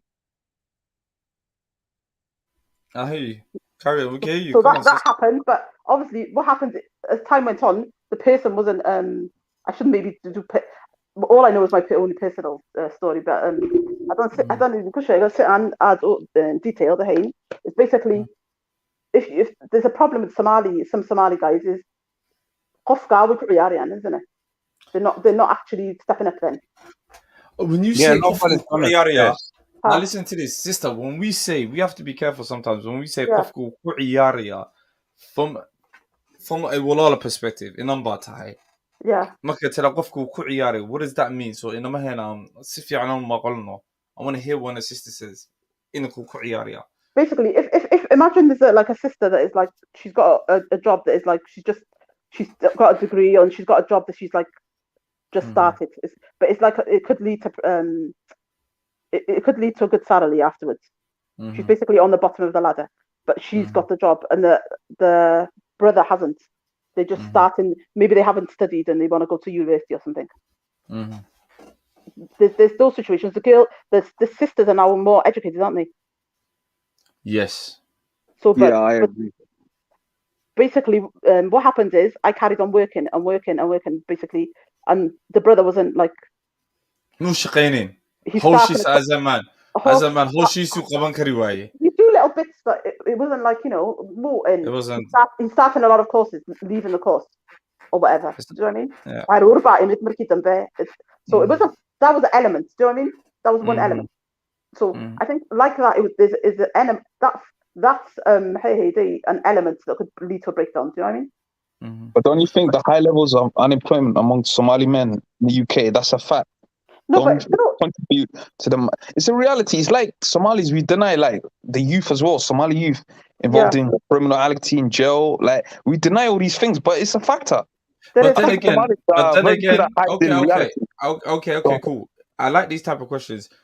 If we're gonna go there, can we bring a statistics of how many Iyala Somalia in school, or how many are shaqaysaniya? Because we never do the other way.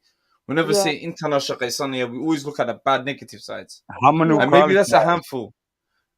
We don't highlight the negatives. How many got their degrees? How many people are gone? Thank you. How many are doctors? How many? Why do we always have to say, "Oh, we see"? I think we're highly educated people. Like on a scale. I don't think I can hide the majority of us. We're trying our best, isn't it? And I think we're hard-working people, to be honest. But I don't understand. I actually started as Mr. Jeffries. He used to call me Mr. Jeffries Sahib Ke Kola. I used to work for Qatari royal family. Yeah. Okay. I used to take care of their needs at the beginning of my marriage and everything. I paid money to study and learn about cybersecurity while I was married at the same time as raising my family. Yes. My wife did help me, and up to today, she is helping me. Yeah. Questions asked, yeah, but all I'm gonna say is, it's give and take. If you don't, it depends on the individuals. I'm sorry, I just want to say, I'm sorry for calling you Jeffrey the Butler from Fresh Prince. I want to apologize. I know it's deep. It was 15 years ago. Yeah. Deep to me, no. Well, not to me. No, it was never deep, bro. Come on, man. It was never deep to me. You prevailed. You became okay. Sorry, I just wanted to. Well, I believe it was never deep to me, bro. I had more money than you back in the days when I was Jeffrey as well.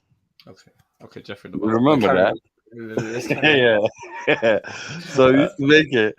Inshallah, I did. Wallahi, I studied cybersecurity. Alhamdulillah, I got through it. Now that success has gone through, my wife relaxes more. Exactly, yeah.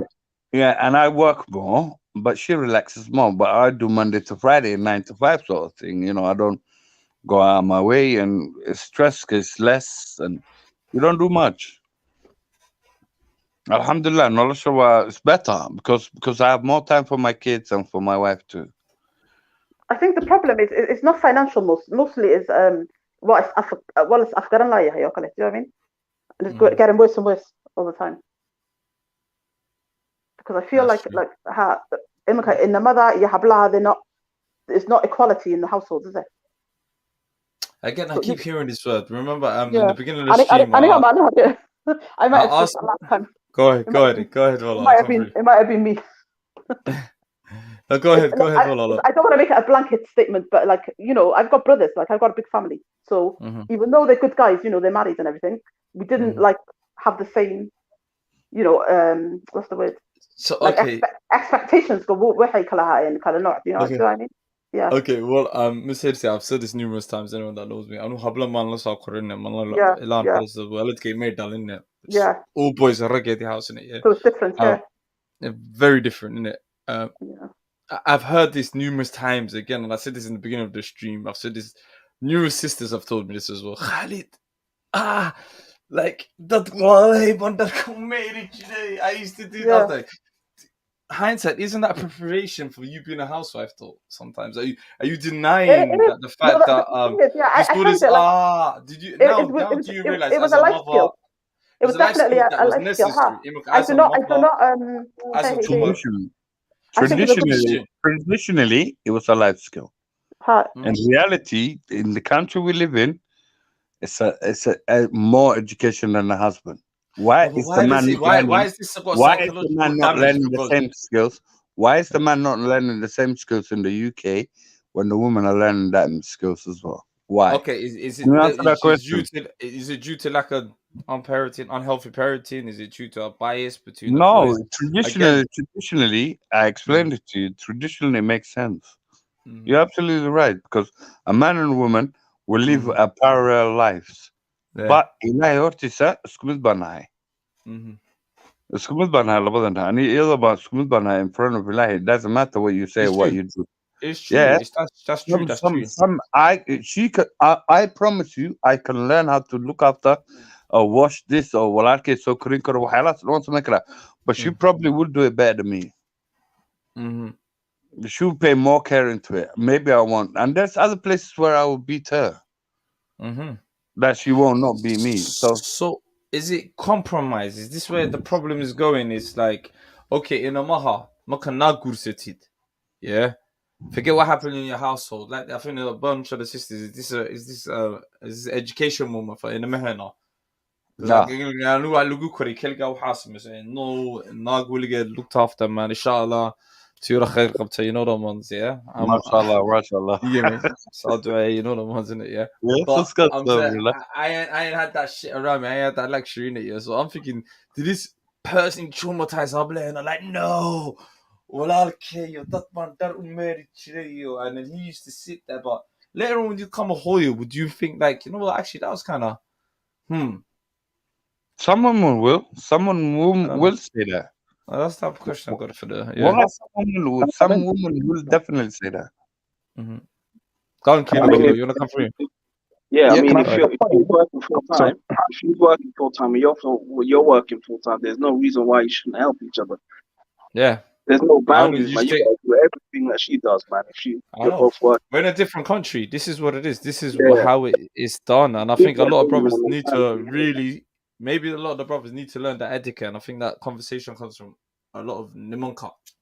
But even though with finances, I just feel like at the end of the day, you know, when you guys are young, you should both work with each other to the point where, okay, you know, you get yourself into a position that, you know, she, like your brother was saying, that she gets to chill back at home, innit, at the end of the day. But once you're starting off your marriage, if you don't have it, at the end of the day, the girl that you're speaking to, innit?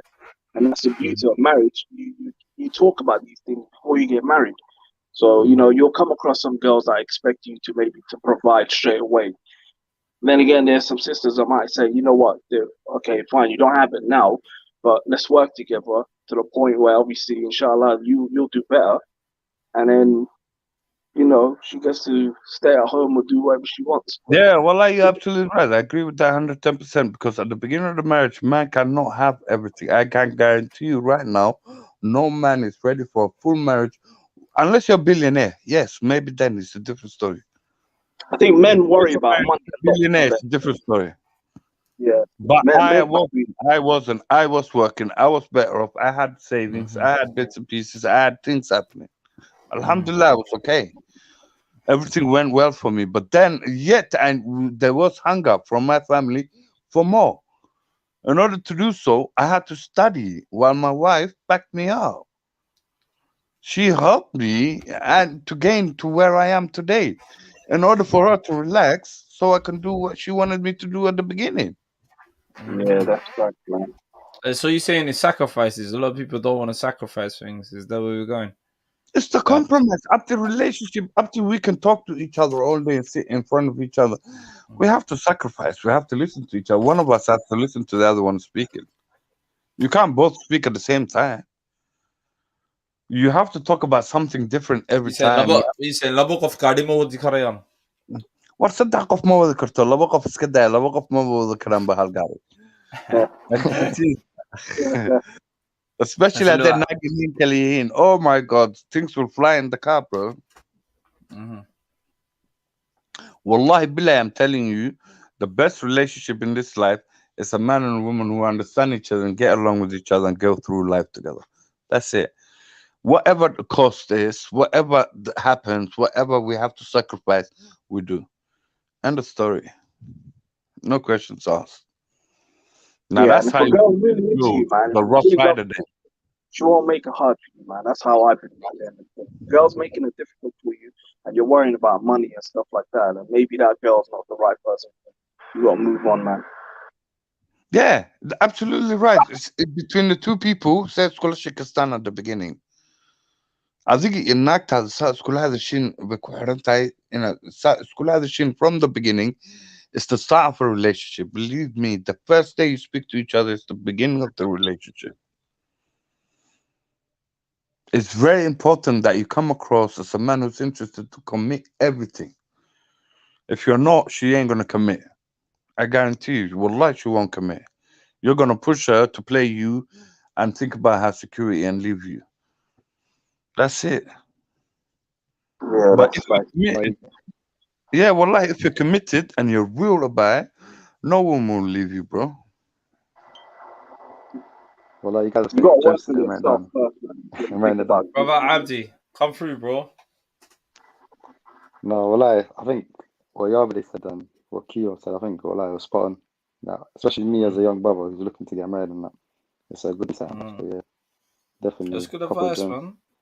Wallahi billah, just be 110% committed. Please, I beg you, be committed. Be in a position where you can get married. Don't be coming out of prison and broke and expecting to get married. Life's not like that, bro. Let's be honest. Yeah, but then, my bro, that's already happening.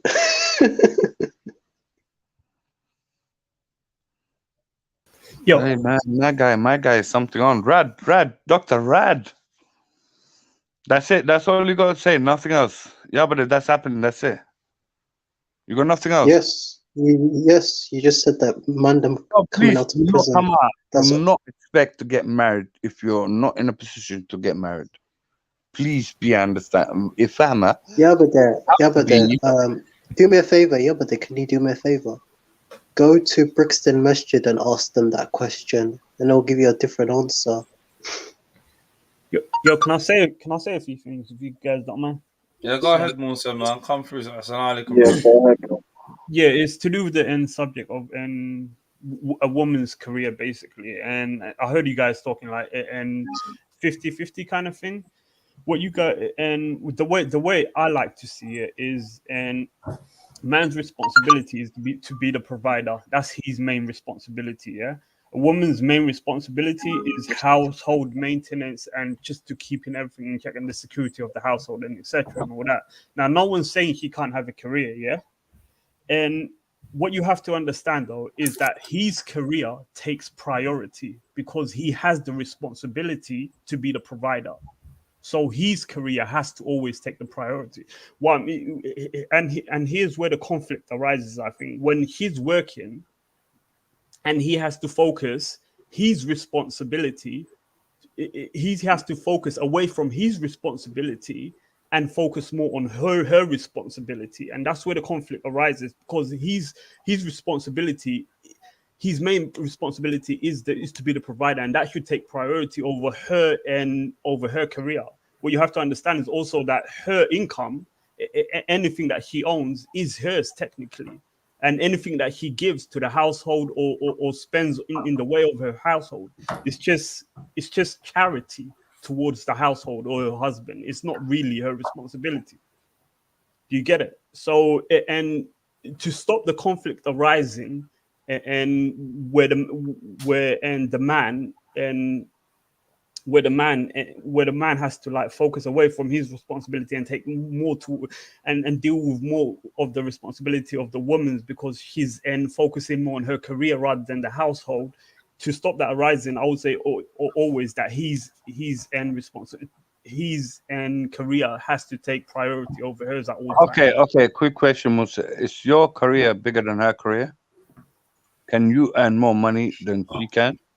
That doesn't matter. It should matter. It should matter if you're looking after a young family and you want to get ahead in this life. If not, my brother, please. Okay, listen. I think you misunderstood. You misunderstood what I'm trying to say. Yeah, I'm saying the conflict arises when remember, that's his responsibility though. That's what he's working towards. Even if he's not there yet, he's working towards it. You get it?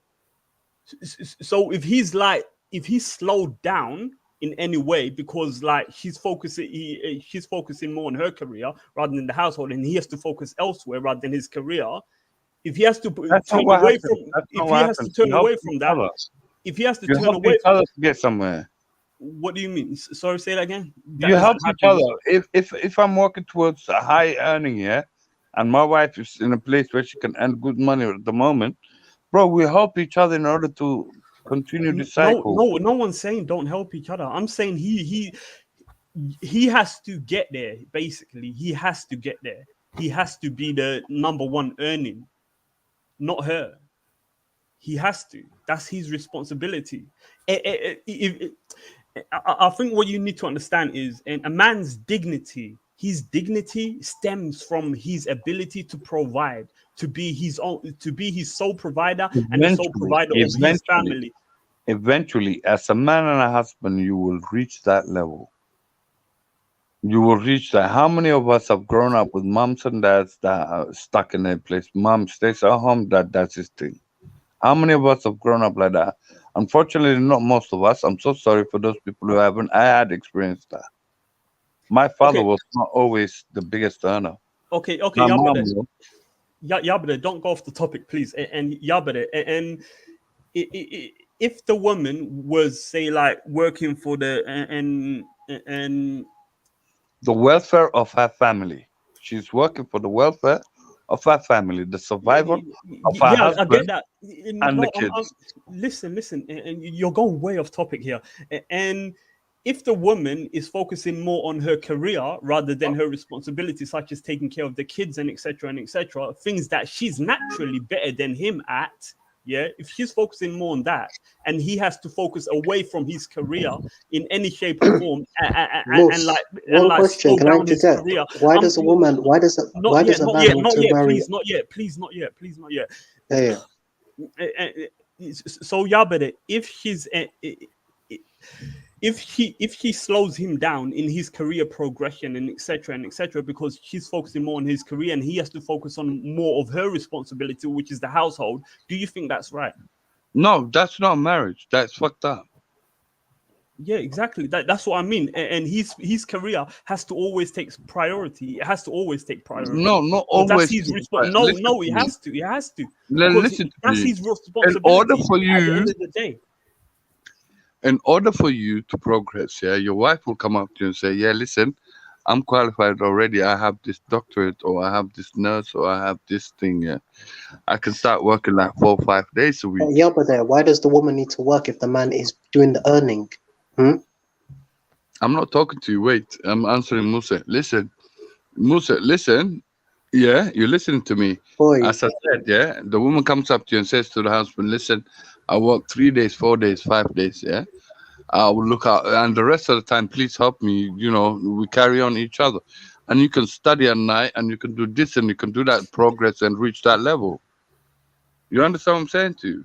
Yeah, I don't think. But that's fine. That's fine. Where the problem arises, yeah, is where now he has to. Where now, say he has taken a leap in his career, yeah, and now he's working like five times a day, and he needs her to focus more on the household. Does she now progress in her career? Like just keep going on working them 3 days, even though she needs to focus more on the household, or does she stem it down a bit and slow it down and let him. Yeah, but a mother would naturally adapt. She takes the free ride naturally. She will stay at home, Yeah, look after she will. the She's not gonna kids, compromise, and man. take the free ride. Yeah, Wallah, that's she fine. will. We have to Wallah. remember Exactly, we're that's not in what I mean. That's what I Somalia. mean. That's what I mean. The man's career How do has we to take minimize the the priority. risk That's what I mean by that. for both It has to take parties? priority. No, I hear you, Musa, but I just think in this day and age, it's very easy to adapt. It's very easy. I think no one's disagreeing. I just feel like women at the end of the day, especially a mother, would automatically, naturally, would want to adapt around her kids and her family. So I don't think nobody's disagreeing with that in that sense. But I mean, with this day and age where you can work from home or you can go out to work, I mean, you can make it happen. A woman can have a career and take care of her kids. Yeah, well, she can. But the problem we have these days, we have to blame it on the parents because they raise the women better than the boys these days. Why is that? Why is that? No shake. Why has the Somali mother, raised the daughter better than the son? I just think with the son, the father needs to be in his life, man. Yeah. And who kicked Pablo K? Who kicked the father out of the house? The typical Western Somali woman. Dr. Rad, let's listen to each other, please, man. Let me finish. Yes, we will listen to each other, but I just want to add something into the convo. Okay, wait, Hello, go on.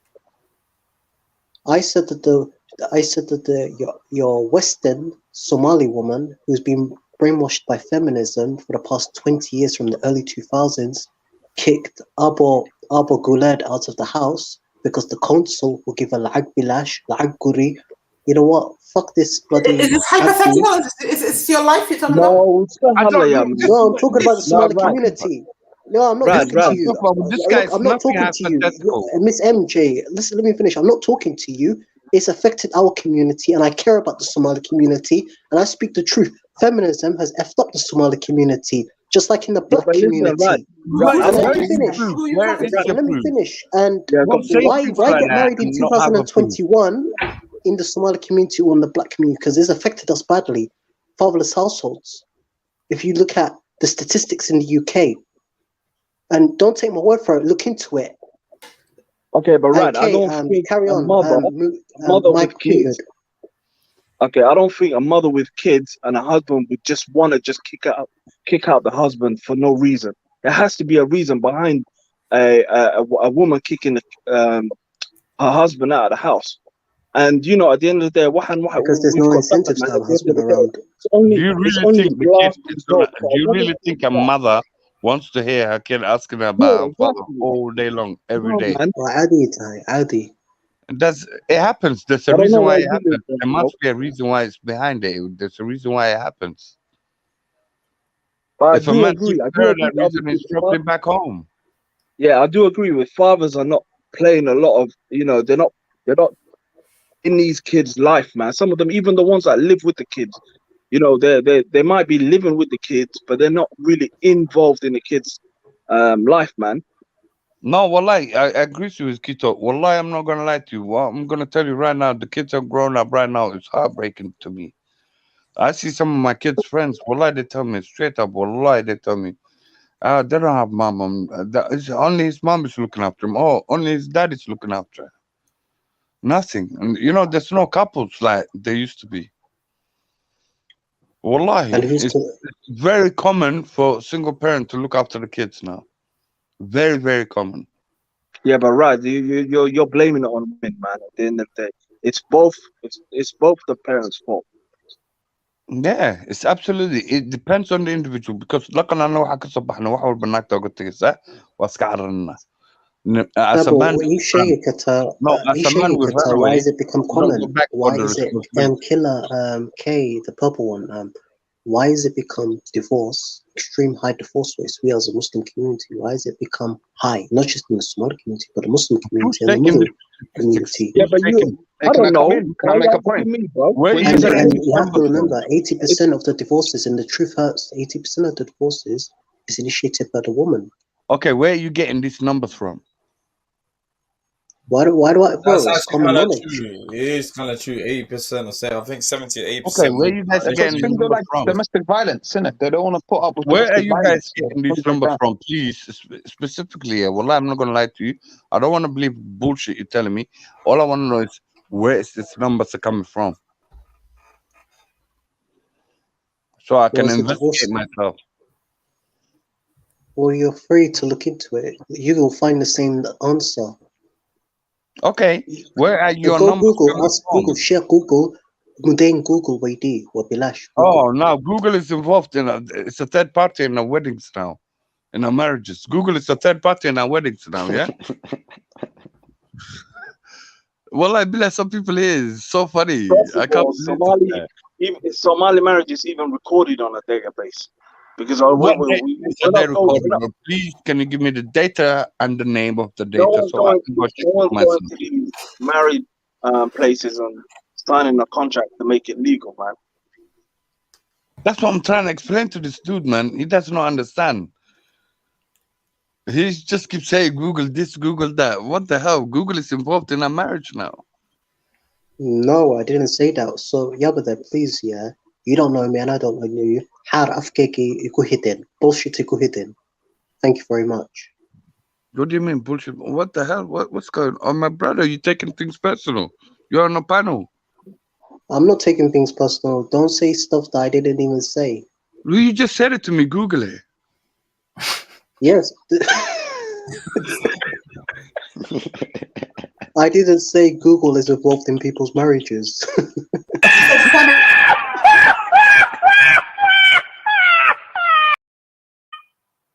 Actually, feminism plays a role in the divorces, is it? That's what you just said. Okay, where's the data? So Hoya was reading a feminist literature, was she? And then she was Mr. picking up. Miss Hussey, whoever your name is, or Emia, why is there only in the UK? In the UK, 32%. Yeah, 32. Let me finish. Why is it at 32%? Yeah, this is EBTA. Yeah, it's out on the. Listen. Do you know how you're talking? Can you talk properly if you're talking to people? Yeah. I don't know how to talk. Hey. All right then. How come that's 32% of Somali households? There's only lone parents. Only 32%. I'm not sure. Huh? You tell us. You done a PhD. No, that's government statistics. It's the UK statistics. It's UK. Show us where's these statistics? Where are they coming from? Show us the proof. Don't say UK statistics. Show us where's because the UK records it. They record every household from ethnicity. Then they break it down. We don't have where we can look for these figures. I'll post it. And you give me a place where I can look for these figures and I can verify what you're saying. That's why I asked for. Where can I verify the information you're sharing on the panel right now? Where can I verify it? Give it to me. Then you said Google. Bro, Google is not involved in marriage Somali law. 32%. Where did you get that figure from? You're just saying on top of your head. Where did that figure come from? Please share it with me. Who done the data? Which company was behind the data? I can share a data with you and I will give you the company behind it, where they done it, and it's free. You can pick it up from anywhere. Every library is free with that information. Do not say things, Brad. Do not say things for the sake of saying it, okay? Please. Right, I don't think anybody's denying that obviously divorce rates are high. Okay, nobody in the panel is obviously disagreeing with you on that sense. But at the end of the reasons why divorce happens, we don't know, man. It's a case by case situation.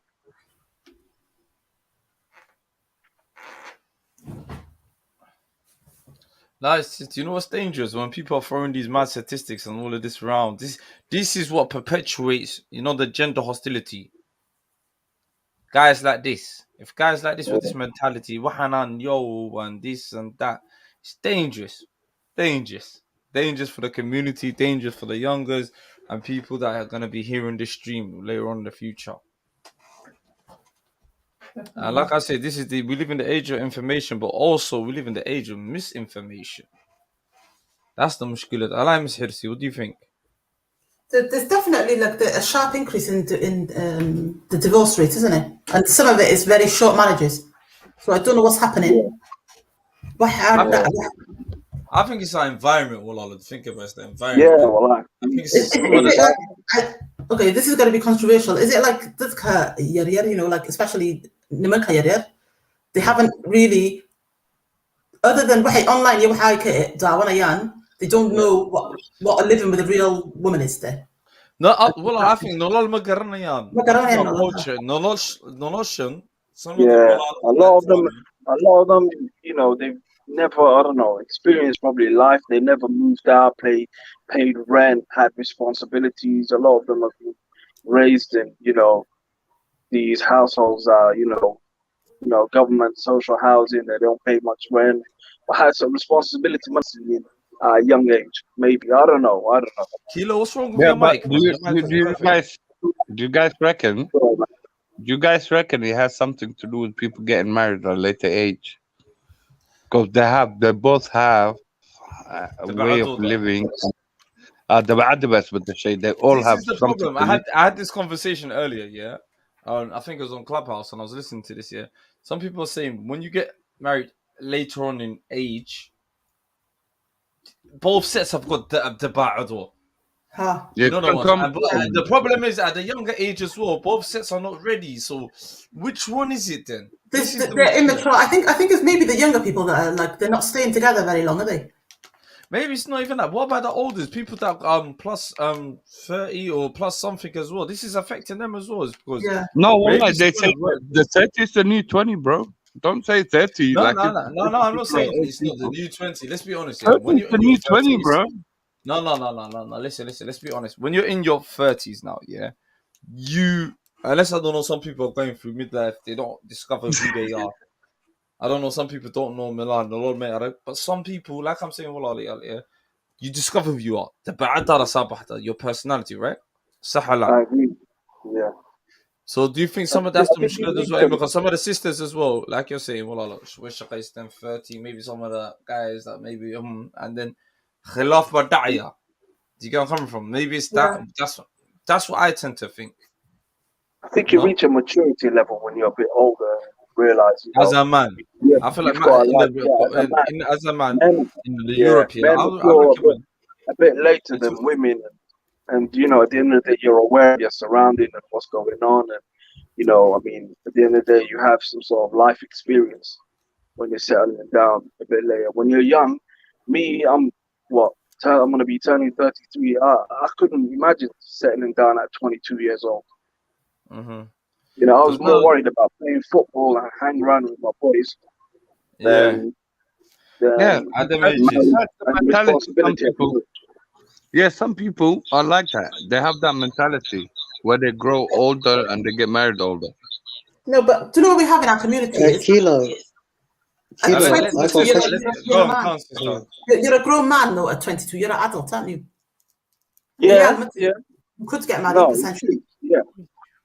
But marriage in a whole, it's a big responsibility. It's not something you can just, you know, I mean. Kilo, how old are you? He just wants to get his degree and enjoy his life. That's it. Do you really think someone getting married at 22 is really wise in the climate we're living in? No, I don't even think marriage is a must nowadays. Education's a must. Brother. No, but even Let put this you on the mic, man. Let me put him in the background. Carry on. He's not on this marriage thing, so there's no point in having this guy on this type of conversation. No, Miss J, what did you say? Say again, Miss J. Oh, Miss J, man. I ain't got time for these little boys. Carry on. I'm saying, realistically speaking, do you think that that someone at 22 is even ready to get married? But then again, I don't think they're ready, Miss J. But then again, right? As Muslims as well, you cannot judge a whole nation. You cannot judge Nimakadan, yeah. You cannot get married at 22 when some of us are ready to get married at 22. But there is the reason why I say what I say, and just putting it out there. For the UK, for example, childhood is extended till 18. Realistically speaking, for you to go into the notion, for you to even get married, it's a big responsibility. There is a lot at play. When, as us, look within yourselves. Do you feel like you would be responsible enough to get married? Because I don't think so. I know I couldn't have been a great wife because of the debate I had when I was quite young. I did actually got married. Everyone's different. Everyone Well, is different. I just think someone specifically. But Walalo, did you grow up here? Or Yeah, did you grow up I back did. home? Yeah, I grew up here. I came here when I was 9 years old. Because this is the thing. I think with childhood being extended to 18, 19, you're still kind of under your parents' mindset. There's still, when have you ever been responsible for yourself? You know, actually made informed decisions by yourself. I started working at the age of 15 when I first started college. Mm-hmm. I never quit since then. Okay. I don't think a 22-year-old is an adult that is hopefully they've like finished. Maybe you need a couple of years to build like your savings or something, but you know, you're an adult, aren't you? But I actually did though. I had a bit of savings You're gonna behind change, me, obviously.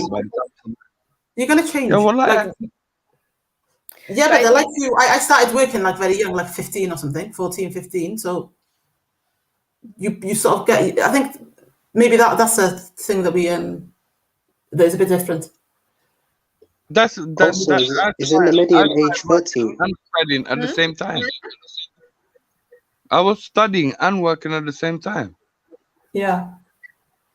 Yeah, I started college while I was working and studying at the same time. I was wearing iceberg jackets and iceberg jeans and that. Damn, I was wearing Versace shoes and things like that. Wallahi billah, I worked hard for that, you know. I put in a week's work and that just to get them trainers or them shoes. Just to look that good and do my thing, you know. Made me feel good. Wallahi, it made me feel good. But then I realized there's more to life than this. So I started saving up a hell of a lot more. So when I hit at 22, bruv, I had about good money behind me to get married and everything.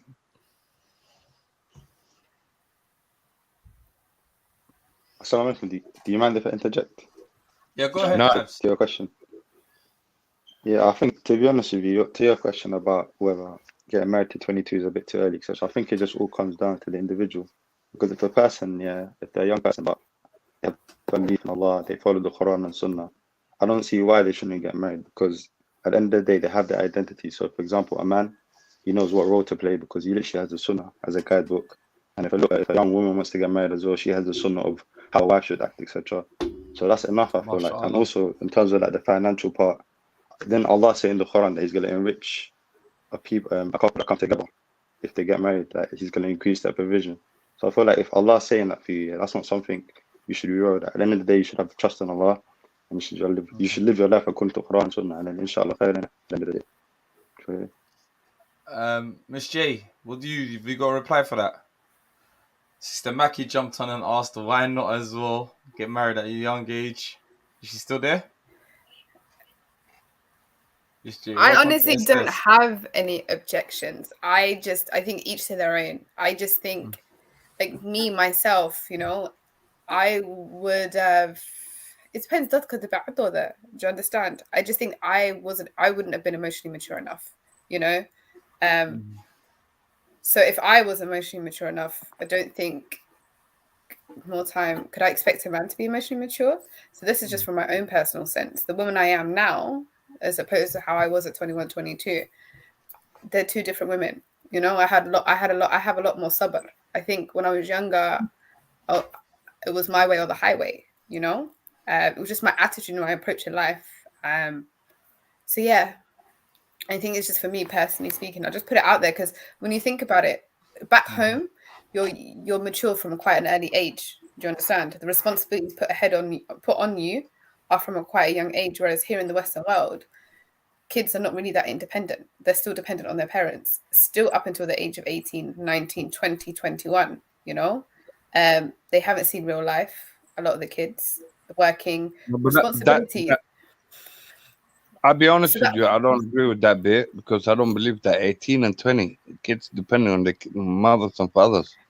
Please tell me what 16-year-old. I think we're a different. Like I think we're a slightly different age group. That's why, Miss J. I think we can't. Like me, I'm not speaking from my individual sense. I think generally speaking, We have to speak genuinely here. Yeah. You know, as cool. Kids do probably have part-time jobs, but does every kid have a part-time job? My son understand how to run a household? making money online already. No, but Wallahi, it's happening How old's your online son? right now. How old is your son? Say that again. My son is 12 years old. Wallahi, he has his own front line. He's selling bits and pieces. He's got his own money saved. Online. I'm not worried about him. And I love that. And wallahi, I encourage that for you to do that. And obviously, he has a sense of independence and he understands the value of money. But how many people are doing it? That's what I'm saying. I think we have to speak genuinely here. Is that gonna happen? Be replicated in every household? No. No, it's good that you recognise that though, Miss J, in yourself, that you wouldn't be able to sustain a marriage at that age. You knew. I think I wouldn't. I don't think I wouldn't have sustained a marriage. I just think how I approach it and how I even handle situations. Yeah, like no one could tell me anything. No, you know, I thought I was right. The generation coming after me or the one after coming us, the new generation. Sorry, I don't believe that, bro. Wallah, I don't believe that, bro. No, yeah, but can I ask a question, Jane? When you said, sorry, Miss J, when you said you wasn't ready and all of that, and you wasn't listening to anyone, was that? Do you think that wasn't you? Was that the effect of your environment? And we've had a personal conversation online where once upon a time feminism, I was one of them. Yeah. No, that was more in my mid-20s. I'm saying, but take into account what I said. Yeah, what I said. Also take into account that my father also instilled in me. He was like, have your career, make sure that he put it in my head, education, career, enjoy yourself, live your life, then think about marriage later when you're older. He always put that in my head. So to me, I never even thought about getting married. Do you understand? It wasn't at the forefront of my mind. But even then, if I was to get married, I know how I was. When I reflect back, I was very independent, I was very stubborn, I was very opinionated, I didn't have patience.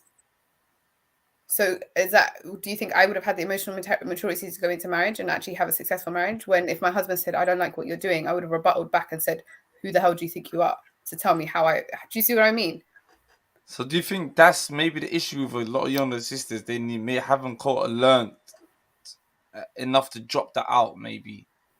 Maybe so, yeah. Maybe so, and maybe that's the problem where they enter in a halal Islamic, a traditional sort of type of marriage where that type of attitude is why it's unnecessary. Why maybe going into a marriage with that type of mindset. No, 100%. And even me, like I had conversations with my friends, and I must have thrown out this statement, and I must have said, I don't need a man. Right? Everyone jumped down my throat, and it was, and I was like, because I'm self-sufficient. All I need a man for is to have children. I am on my. Do you see what I mean? It's that mindset I put myself in, and I think with us, because we have that, a lot of girls have very similar mindsets. Maybe they're getting married for the wrong reasons. Maybe they just want to have children. Anaka, we can take care of ourselves. I don't need, and I think that's where it gets a lot more trickier when it comes to marriage. A girl doesn't need a man for money. She doesn't need to be dependent on him. She's self-sufficient. Like everything on her, she's made her own world. Okay, what does she need then? With this kind of woman, what does she need? Is that a question for the senoritas? The senoritas ask themselves. Because a lot of the time we're seeking, because now I can take care of myself. There's nothing I need other than companionship and a child. Yeah. Realistically speaking, I don't need security. I can take but care how of can you have a companionship if you're not willing to compromise? No, but I am now. I feel like somebody sits next to you, holding you, or you hugging each other or wherever. How the hell can somebody hold you and talk to you? And how can somebody compensate with you if you're independent and you don't really care about him? What are you saying? We're strong, independent. I think that's it's just a lie, isn't it? That's been sold to you. Obviously, you're a human being, aren't you? Yeah, well, it makes no sense. You're right. Well, no, it makes no sense to me because you are independent. I respect that. I really like that. I love women independent. A lot of women are. They can pay for everything I own. All my debts are taken care of. Come on. One girl striving hard. Yes, I do need a man with a protector. I can't lie. Yes, a protector, a companionship. Yes. Okay, so that statement. Where do you think that statement? The statement you said, about you. Where do you think you heard that, or you got it from? What exactly? That statement you said, that you might have said that statement. I don't need a man. Statement. I don't need a man statement. I don't need a man. I think with us, there was this whole moment where we got sucked into the whole men are trash. You know, they were seeing a lot of nonsense happening and stuff like that, and you kind of just get sucked in. Beyonce's got a husband. Beyonce. Honestly, That's the thing. we have to Independent acknowledge. ladies. Yeah, we have to acknowledge that as We're much gonna watch as it. we have other influences other than our deen and our culture. We cannot deny it. And I was speaking to Kay a couple days ago, and I even got sucked in onto the feminist movement at one point in my life, you know. And maybe it was a time of weak man. Most likely that is the case. No, it you wasn't. know? It wasn't. Yeah, It's an educational moment. Don't say it's a weak it woman. was. It was an educational moment. No, All it was I'm saying is, man. all I'm saying is, if you're saying forget this and forget that, how can you have a companionship, someone you share life with, sleep together, stay together, talk together, eat together, and do things together? So, How the hell can you have that? Guys, we've got Sister Maki, AB on the table. She said, I think we're too westernized when it comes to age.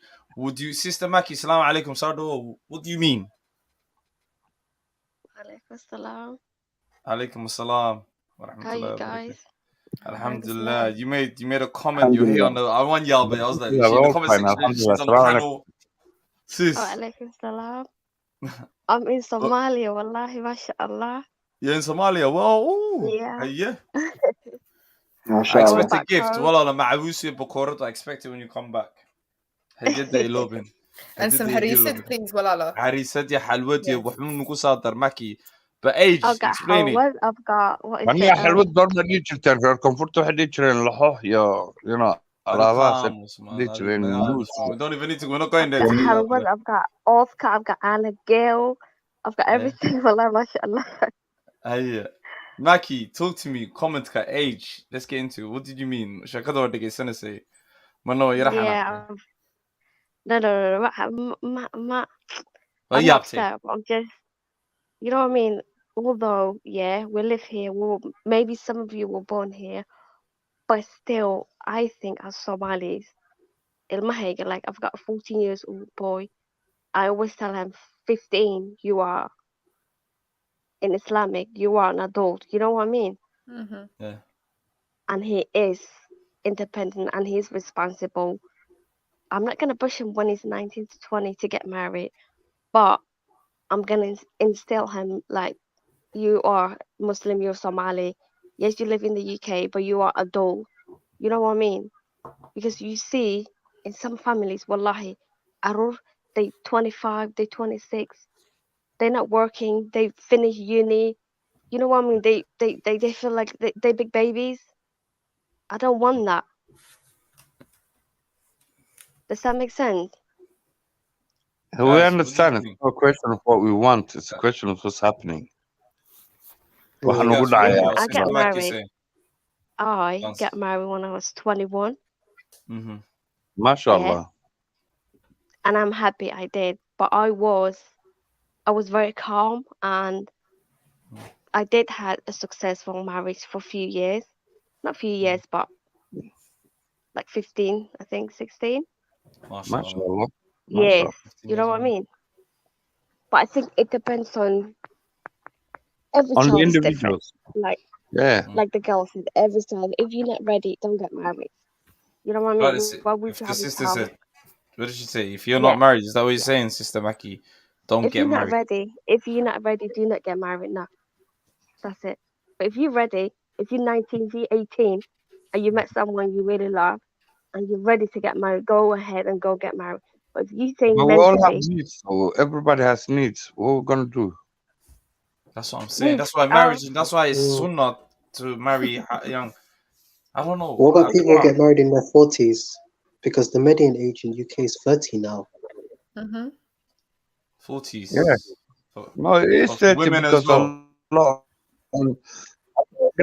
A lot of guys have to save up a lot more money. He's right. All I'm saying is we all have needs. Do not get ready if you're not getting married. We all have needs though. There needs to be a marriage training course. can I ask something to guys? Hello. Miss Hirs. Yeah? You Can I there? ask the guys a question? Go on, sister. Yeah. Okay, you met a girl, she loves you, you love her, blah blah, and then she says, "Yes, let's get married." And then she said, "Okay, meher kega is 10,000. I want a wedding, 15,000." Do you think that girl is really thinking a future with you? Really, Walala? For me, it depends. If you love her, why not? If you love this girl, listen to No, this. no, more or less. No, she's right. She's on point. No, I'm just, let me just answer the thing. Yeah, brother. Let me answer the question. Maybe what? All right. Say if you both, I don't like for me, all of that. That's what she said, and you're both. That's what she son. Yeah. Is that a problem? If you've got it, Listen, meher, give her whatever you want. You know what I mean? That's between you and her. Give her whatever. You can say, take for example, like 50,000. You can say yes before you get married. You know what I it's always the 50 with you Somali girls, 50,000. Can I give a response? Can Dr. No, give a response? Ukadi, look, you don't believe in meher and all of that, so there's no point of you getting in this conversation. There's really no point. Go ahead, please. I think, to be honest with you, to answer the sister's question, I think if I'm capable of providing her 10,000 or 50,000, I don't see nothing wrong with that, innit? I think in the sunnah, the woman should ask whatever the man's capable of. So let's say I'm making that much money and I can provide that, then of course I don't see nothing wrong with that. But if a person can't provide that, then you just got to bring question marks on what type of person you're marrying. Because if the girl knows that you can't even make that much money, but she's asking for something expensive, then you just have to rethink whether you're ready for marriage or not, or whether you're even trying to marry that person. Because if the girl loves you, I agree with Abdurrahman. Like a woman should come or request things she knows that the man to be it can afford. That's it. If I can't afford 10 grand, why should she ask for that? Yeah, 100% wallahi. Thank you. Max, does that answer your question? If the man's got it, I will question Oroski, 15 bags is on me, Gardiga, all your girls, everything, the trim, the cakes, the qadar, and he's willing to do it, there shouldn't be a problem. If you have the money, if you don't have the money, then if you don't have the money, well, a lot of these guys are getting themselves in trouble. Mac, let me be honest with you. A woman should never ask of the husband anything he cannot afford, because she should know before they agree to the marriage what he can afford or what he can't afford. Do you understand what we're trying to say to you? Guys, I had this debate. I had this debate the other day when someone was like, "But you don't know." One sister kept saying, "You don't know." I'm like, "Sister, shouldn't you know who you're getting into bed with? Their financial status, their family, how electors are. You know, this is not a joke." Oh, you don't know? A man can hide that from me. I'm like, how can a man hide his income? How? It's impossible. So isn't how can that be possible? It's impossible. No, well, it's impossible. A man cannot hide his income from a woman. Was there as well. The other day, I was like, "What the hell do you?" I was thinking. When you're not married, how would you know though? Sorry, what happened? No, sister, remember the other day that conversation was on the clubhouse thing, yeah, where some of the sisters were like, "Oh, you don't know." I know the sister. She might be listening. Yeah, it's a little cute. Yeah. No, but here she's got a different name. Yeah, me and her were actually loggerheads at this situation. We couldn't move, and she was like, "No, Khalid, but say if the person's hiding his finance, you don't know." And I'm like, "How can you not know?" What is your title? Isn't it part of the vetting process? What kind of questions are you asking, Meherke? Like, are you asking him what gym? No. 1 second, guys. That's not what he's talking about.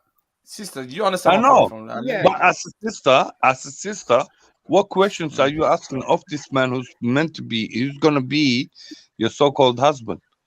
Is that a question, a valid question? Salary, is that like something? How would you take that, Khalid? I would take that. Look, if I'm serious about you, listen, I'm serious about you, yeah. Willie Gardan South on in, and not to have done into yeah. I'm expecting you to ask these questions. or is this what you do? Not straight away. Or what job do you do? What are you doing? You know the ones, or what company do you? I think Khalid's right. Subtle I things. agree. Yeah, I think That's the it's woman's when work.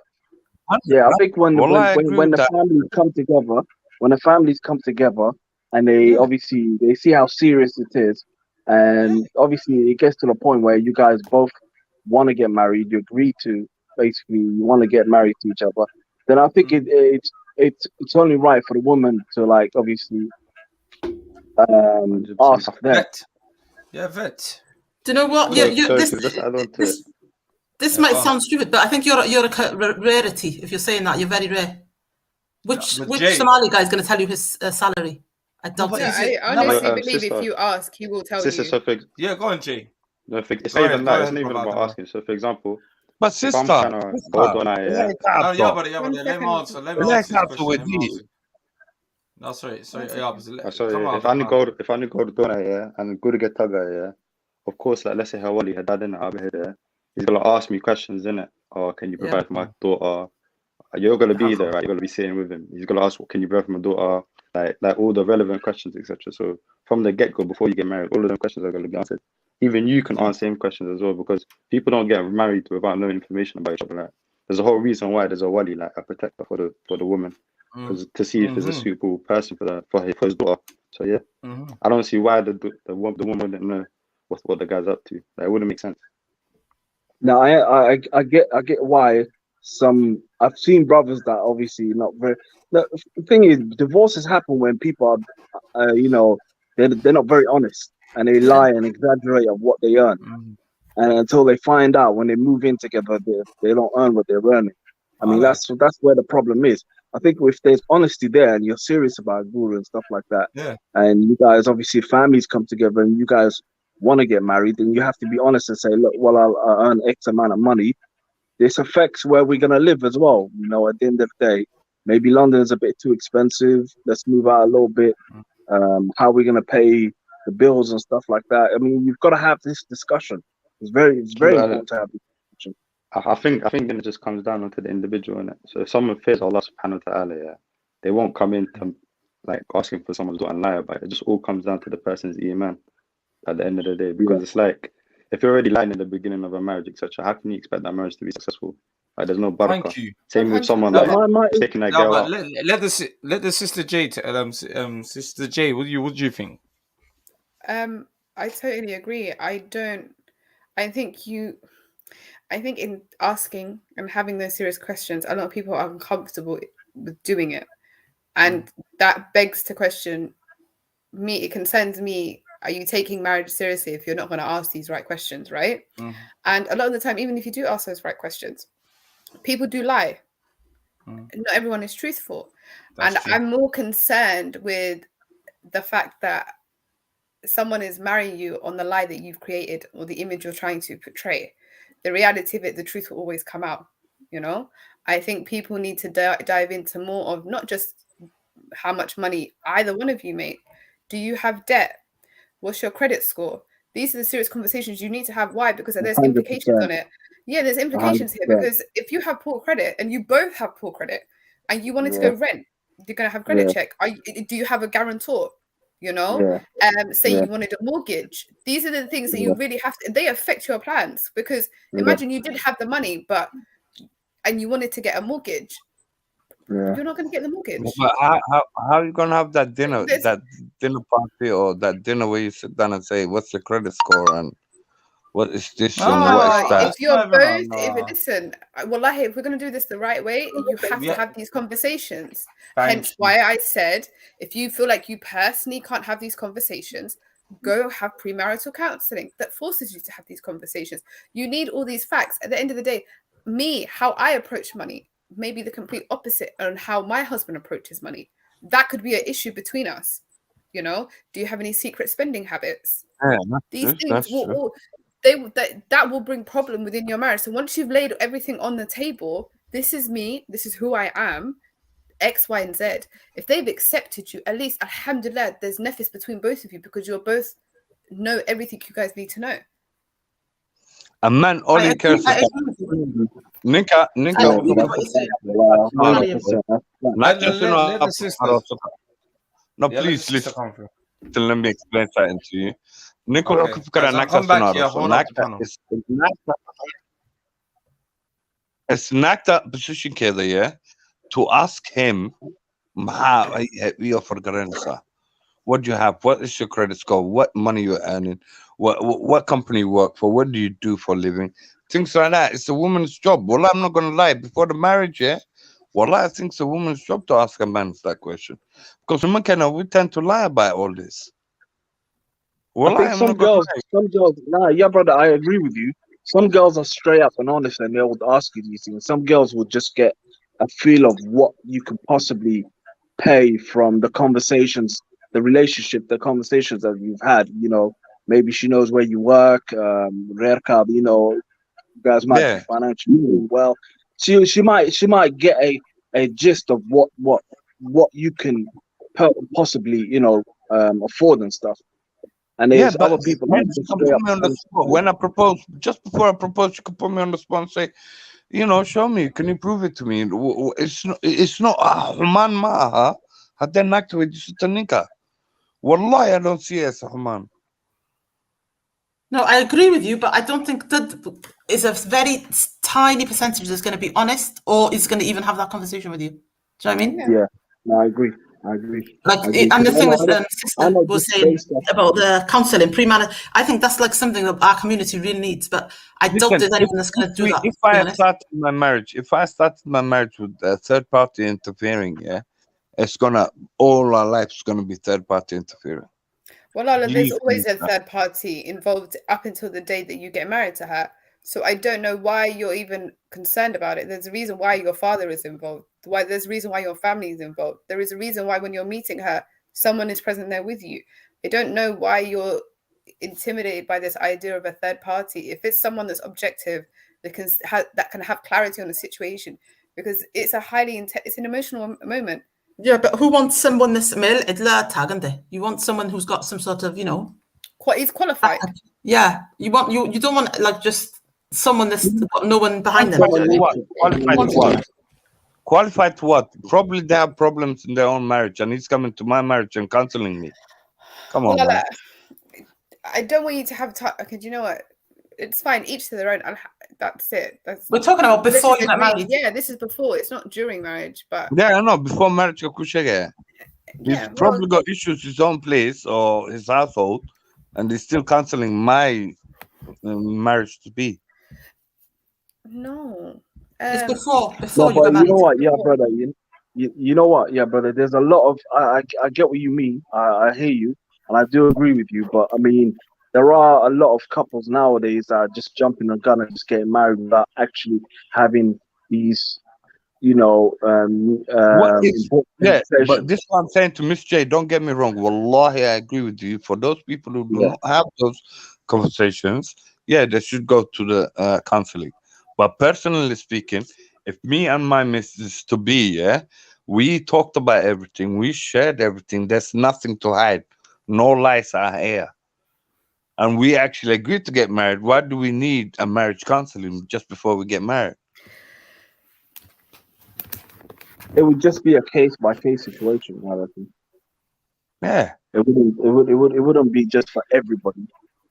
I think yeah, but this is what I'm saying. This is where the Somali women need to step up and ask these guys who they're getting married to, put them on the spot. Just don't fall in love with the dude you don't know, man. Just put him on the spot. Tell him the truth. Ask him, can you prove to me how much you got? What's going on? What's happening? What is happening? This is your right. Of course, we're not saying it's not. We're just saying in the reality of the situations, a lot of people don't have these conversations. A lot of people go into marriage with blind faith. A lot of people go in hopeful. This just puts everything out. You know what? At the same time, a lot of brothers are just like, for a brother to one day we'll just and he'll just come up with the idea, I want to get married, and he might not have a father figure like to give him advice and stuff like that. Maybe his father's not around. Maybe his he hasn't got that relationship with his uncles and stuff like that. I mean, it's important for brothers to have their parents, I mean fathers around them to to make these important decisions and at least guide them through the process and stuff. Because I know most of my friends, their fathers are not around. Wallah, they're not none of them. And they're No, I literally just know figuring my that out, friends. right? No. Yeah, they're figuring it out as they go along. Yeah. So they do need this kind of counter. They do need And especially within our culture, things are we talk, but we don't really talk, and like, for example, people that I know, like my friends and family that have got married, women, they were shocked. Not because obviously, alhamdulillah, they're happily married, but the first year of marriage, it was a shock for them. It was a completely different new environment. It's like literally my friend was screaming, where was the briefing? Yeah, exactly. Where was the briefing? I know. This whole thing that it's, think about, as a woman waking up to a man, you've never had that experience, but you've never known what any of this is and the ins and outs and how you navigate the first argument, the first real heated argument. So I think, to be fair, everyone's just figuring it out. I like that. I really do. No, I just feel like with women a lot more. Their parents, women, their mothers, they advise them from a young age about food and what to expect and stuff like that. Whereas guys Sorry, are just. say that again? No, I was just saying, like with women, the mothers, coach them through these process from a young age. Whereas a guy, we don't really have that one-to-one. I never had that one-to-one conversation with my father. My father was like, when the time's right, and inshallah, we'll talk about it then. Yeah, I don't know. It's crazy. Hi guys, sorry Jane, I've got a new panelist. Salam alaikum, brother. Hello. Did I just say by the way? I know, excuse me, like I have to do this to protect the trolls because I'll tell you later on what I do. Security. I like to say salam alaikum to my brother Sam in the building, Samaroon in the house. Big up. Yo, brother, can you speak? One goal, strive hard. Hello. Hello, salam alaikum. Hello. Can you hear me, brother? Salam alaikum. Yeah, can you hear me, brother? Alaikum salam, brother. Come, welcome to the panel. I'm not a troll, my brother, man. Make it No, clear. do you know what? I know, thank you. No, we have to be protective, but like some people were not. Okay. Yeah, we've been porn bombed a couple of times, but carry on. You had a point. Someone had a point. Who, me? No, I think someone had a point. No, it was Kilo. He was talking about Kilo. About I agree with what he's saying. Yo, Definitely. and if you guys don't mind, and I'd like to add, and it is an advice of of our Prophet Sallallahu Alaihi Wasallam, that you marry someone that is less wealthy than you, basically, and someone on basically less salary than you and less status, maybe even. And as a man or as a woman? As a man, obviously, and women women no, marry I'm up. just double checking. I wasn't sure. I'm just double checking. Yeah, women usually marry up. Is in the nature of things anyway, and yeah, and there's great wisdom in that, and the roles wouldn't get mixed up, etc. Like, and the man would be the provider, obviously, because she's less wealthy, and etc. And yeah, it does and create a more stable marriage, I think, if one was to go that way. If you know what I mean. With providing and getting married, and the woman earning more than you, man.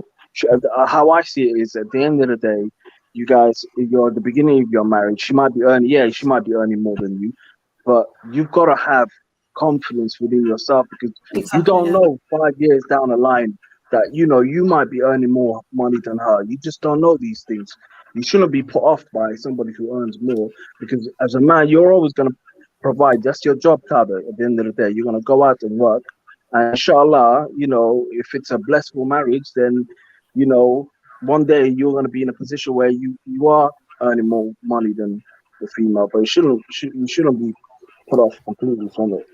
Like, if you're aiming for that, to like one day be earning more than her, yeah, probably, yeah. But the thing is, and it could create problems. Like she may and be a lot more assertive towards her husband, less obedient, etc. Like if she's earning more. See, these are the things that Not create really. problems in a marriage.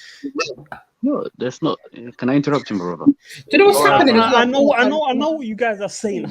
I know what you guys are saying. But here's the thing. Guys, let the new panelists. You wanted to come in. Oh, go on. Go ahead, brother. Let me interrupt the brother Musa. Yeah. If for instance, if the man is earning more, if for instance, if the woman is earning more salary than the man itself, the main principle we look at Islamically is you as a man, you're a provider. Okay. So as for marriage in general, look, what it is today in our society today, people get married not understanding the reason why they get married. So if you marry a woman that's basically more high value than yourself, she earns more than you need to put yourself in a state to understand why you're marrying her. Is she providing for you or are you providing for her? If that makes sense to you. And number two, I was going to say from the beginning of the conversation, you lot was talking about marriage, etc. The main principle why we get married, obviously, is to avoid yourself from falling into sin. And today's society, we get married for X, Y, Z, not understanding marriage is made as a joke today. People get married for a month or two or a couple of weeks, and they get divorced, and we made it into a situation that people have, phobia of getting married now, which shouldn't be the case. Brother, do you think society is causing that with all this bullshit of men being? Do you think that's good? Do you think it's lack of deen? What do you It's lack of understanding, because if you look at the Quran, Allah says in the Quran, وَمَن يَتَّقِ اللَّهَ يَجْعَل لَهُ مَخْرَجًا. Allah says, the person who goes on a path to get married, Allah will provide from a place you never imagined. So if, for instance, as for the conversation you were talking about just a minute ago, that, a brother, who'll go marry a sister, she's earning more money than him. If you have fear of Allah subhanahu wa ta'ala, Allah will provide for you something you can never imagine. And maybe your salary, Allah will provide you for a better job than herself. What will hurt the man more? Is it the woman earning more money than him, or is she providing well for that family? The main objective here is basically you as a man, the man's money itself, the woman's money, even if she's earning more than you, that money belongs to her. It does not belong to you.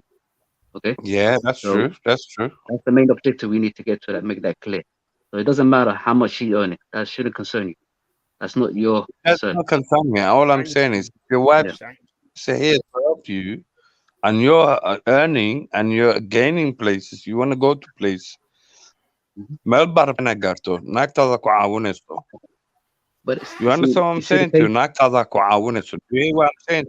Yeah, a good wife will help you, man. To get to where you Okay, can I interject here really quickly, please? And about in this topic, and what you guys have to understand is that, and for a man, his dignity stems from being the provider. In a way, you're harming yourself in a way if you're and dependent on someone else, especially someone that you should be providing for, if you know what I mean. Don't you think? Okay, but say for example you met somebody who, okay, what you just said right now, you had that conversation with that potential partner, and she says, look, Musa, I understand at the end of the day, because long term you will be the provider. I'm gonna, inshallah, you might have 2, 3, 4 kids. They might be in a position where obviously she might not work 5 days a week and stuff like that. If she's would allow you to it at the end of the day, to obviously maybe take a little step back from our career, to obviously help you to get towards your goal, then there's no reason why you shouldn't marry that person if she's earning more money than you. I think that's you're a conversation. And then I understand what you're saying, but no one's saying you can't marry a woman that's wealthier than you. I'm not saying that at all. You can. I'm just saying it's better for you if you marry someone that's less wealthy than you. It's better for you. Musa, can I say something about that? Dignity. Go on. Musa, because you quoted the Prophet ﷺ. One thing you have to understand, the Prophet ﷺ, he gave us 7 criteria to marry a woman, and I believe one of them included the woman, the girl being wealthy. Am I right or wrong? Yes. Okay, and the second thing, the Prophet Yeah. ﷺ, his first wife was Khadija, and he married her when he was only 25, and she was 40, and she was Okay. wealthier than him. She used to, I know what you support guys are him. getting at. I know what you guys are getting at, and I said it again. You can 4 marry criteria, someone brother. that is No, more 7. wealthy than you. You can do that, but look at it from this perspective. There's also another. How hadith. likely is it? There's Is that what also you're saying, another. Musa? Yeah, how likely is it is to succeed? Basically, there's also another hadith. Yeah, where he says, "Do not marry women for their beauty, for it may lead you to doom. Do not marry them for their wealth, for it may lead you. It may lead them to fall into. It may lead them to fall into sin. Rather, marry them for her religion. A black slave woman with piercings whose religious is better, basically." And you kind of see the wisdom in this, right? Is that hadith from Bukhari and Muslim? It's from What's the source? Abdullah bin Amr in hadith number 1859. Abdullah So bin it's not Amr. from Bukhari and Muslim, yeah? Okay. No, There is another narration. The Prophet, he said that, marry women for 4 things: her lineage, her beauty, her wealth, and her deen. And he said marry her for her deen, because what it is, look, a beauty doesn't last long, brother. When we get old, our features changes. The beauty and the things. But what keeps you together is your obviously your deen. But bros, can I say one thing? There's some religious girls that don't have a good personality. And there's girls that are not religious but have a mashallah, they have a soft, nice personality. That's why I just want to mention that. Would be, what do you define? Okay, what do you define as religious? Because you can't have both. You can't be religious and not have good character. It's all about the individual. I'm telling you, there's some girls who are religious, but just by their nature, they're harsh, man. In that case, I wouldn't say she's 100% religious or that she doesn't understand the religion that well. I would say. No, they're religious. They're on their deen and stuff like that, but they don't show. I would say she doesn't understand They're it not that well. soft. Do you know one thing? Yes. If you fully understand the religion, you would be soft, basically. No. Look, people have. You have to understand. Yeah, people also have their own personality. Exactly. That's different from the deen. You know what I mean? The deen is one thing. They do their duty to Allah and the religion, but they also have their natural personality. There's this saying, KS. There's this saying where it says it defines religion as devotion to the Lord and in service to His creation, which is basically everything. So you can't just be devoted to God and not service His and be in service to His creation or do good or spread hasanat among the in the dunya, basically. But Khalid, I'm just telling you from experience. I've put seen it the religious best. people. Khalid put it the best. And what I'm saying by this is that it would be more successful. It would likely be more successful the marriage if you was to marry a poorer woman than you, basically. Yeah, Khalid guys, put it the best. sorry, we've got a new panelist. S. Assalamu alaikum. Alaikum, what's up? How you doing, my brother? Welcome to the panel, bro. I'm good, man. Yeah, I kind of joined kind of late. I don't know what's going on. Yeah. Don't worry. We were talking about the gender hostility in our community, the Somali community, broski. Oh, I got you. Yeah. Brother Musa, can I reply to what he was saying a little bit? Go ahead. I think it's maybe it's his it's attached to your ego. Maybe if the lady's earning more to you, it doesn't matter. No, not at all. And like hadalis afkar you know. Not at all. Not at all. I'm just saying it would be more likely for me to succeed, and it would cause less friction in the relationship in terms of my masculinity. If you're gonna put that in the way Why of is your saying, like, masculinity your linked ego, to I know. If you're gonna put it, it's not linked to my ego. I'm just saying it's not gonna conflict with my masculinity. If you know what I mean, like my ability to provide. Like a wealthy woman might, for etc., and be more focused towards her career, so she might and be aiming for that all the way. Whereas when I want to like and be the main provider and ask her to do like the feminine roles, she might decline, etc. Like that's what I mean by it might conflict with my masculinity. Okay, can I ask a question? Yeah, please. Can I ask the whole panel question? I'm asking a real question. Well, I'll be honest. Go ahead, What I'm asking is, do you think this new generation is scared of doing things straightforward and rather ask so many questions just before they dive in? I cannot believe this. And you know how much questions they're asking you just before they get married. What the hell? They're very cautious. Who asks himself, is my wife earning more money than me? Musa Bem Kushegi. Who the hell asks himself, is my wife earning more money than me? Everyone does. Yeah, to be Everyone honest with you, does. I think What's wrong with I you? think It it's doesn't matter. reasonable. To be honest with you, I You think should it's be reasonable. happy if your wife is Guys, successful. And that's what I'm guys, saying. This is what I'm trying to say no, to you. sorry, yeah, but It's a blessing, man. If my wife was a millionaire, I'll be the happiest man. I would be the But happiest then too. again, if Oh, she's a millionaire, do you think she wants you then? That's the question, because she's sitting on $1 million. Nope. who cares? Yeah. Who You cares must have what That's she the wants? question. I'll be that man she wants. Let's have drive good talk. qualities to be with you. He'll What be a is house Yeah. wife, innit? Can No, I but say can if I your interrupt one you? drive, say if your wife's got $1 million, let's be honest, and you're a broke ass guy in it, yeah. No, He's a but housewife, as innit? you guys That's ask too much. You men are too scared of just doing it. You don't just do it no more. You men are scared of just doing it. Doing what? Just doing it. Just getting married. Just do it. Don't ask questions. Just do it. Hey, Khalid, I was gonna say, if your wife is a good person, and obviously she's gonna look after you. She's a millionaire. You know what I mean? She's a decent person, man, and you show her some respect and you Was keep you cool. with her before she was a millionaire? Maybe, and she rid out with you and whatever. You But see too many if you marry worries. as a millionaire, waxa do you u think that's a walwalana sida millionaire naga wife? u walwali jireen, bro. You man, waxa u walwalaysa sida dumarkii. Wallahi, this is wrong. You can't ask questions like that. A man should never ask himself questions like that. A man walks on the Exactly, dark. that's true. I agree with Yabane. Yabane is right, man. Musa, Musa is trying to mix Western values with our deen. At the end. Musa, do you hear me, brother? You're mixing Western values with our deen. You're saying, you have to be masculine. You can't. Look at the Messenger of Allah, Khadija. He married Wallahi, I can't He lie. married a millionaire woman, and she looked after him. The Western narrative is actually going the other way. They're going towards the direction you guys are going. No, Western narrative is your way. Western narrative is saying, be masculine and all that stuff. No, it isn't. How? Musa, wait, I have a question for you. You know when you say you don't want a woman to earn more than you, or like it will make you less masculine. Is that from yourself or is that from the deen?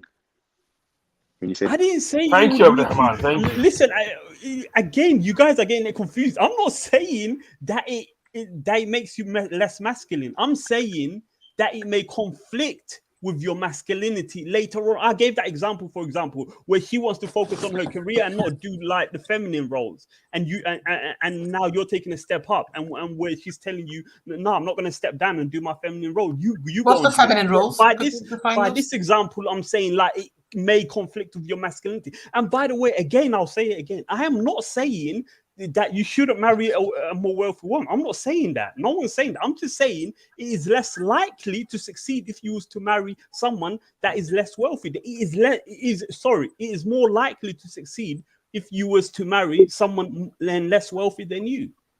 That's what I'm saying. That's true. What could you define? What do you mean by the feminine roles? She's not doing the feminine roles. Feminine roles, such as taking care of kids, such as household duties, such as cooking, such as cleaning, household maintenance, basically, and the family, etc. And there's probably many more, but those are the top of my head, basically. Musa, that's incorrect, my brother. Let me correct you there, brother. If you're saying if she before she got married to you, yeah, see the issue here. What we're misunderstanding here is the issue of compatibility. Okay. So you getting into that relationship with her, yeah, you have to know that are you both compatible with each other before you get into that situation. Number two, what if, for instance, she was a business lady before she met you, and she was well off wealthy then, okay? So now that she's married to you now that she's looking after your children and everything and that, is being a mother a job? Is being a mother a job? Is being a mother a job? She's gonna have kids later on, obviously.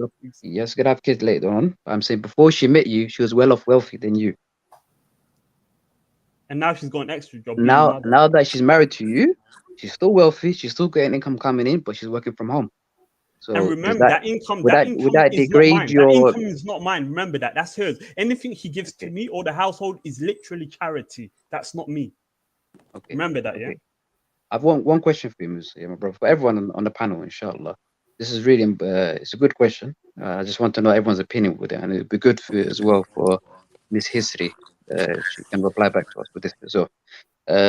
So if, for instance, now you're married now, you're well off wealthy, you have salary coming in every month, and now all of a sudden you become sick.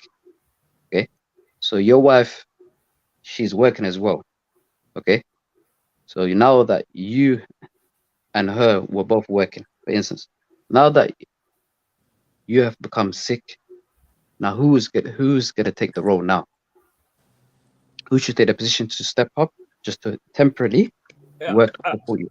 That's simple. That's simple. And Because she would. in this And like I in said, this time and age, in this listen. sorry, Musa, yeah? In our time and age, yeah, people will be looking for the exit to cancel the marriage. Oh, okay, listen. You said if I get sick, right, and my wife was already working, what do you think I'm gonna do here exactly?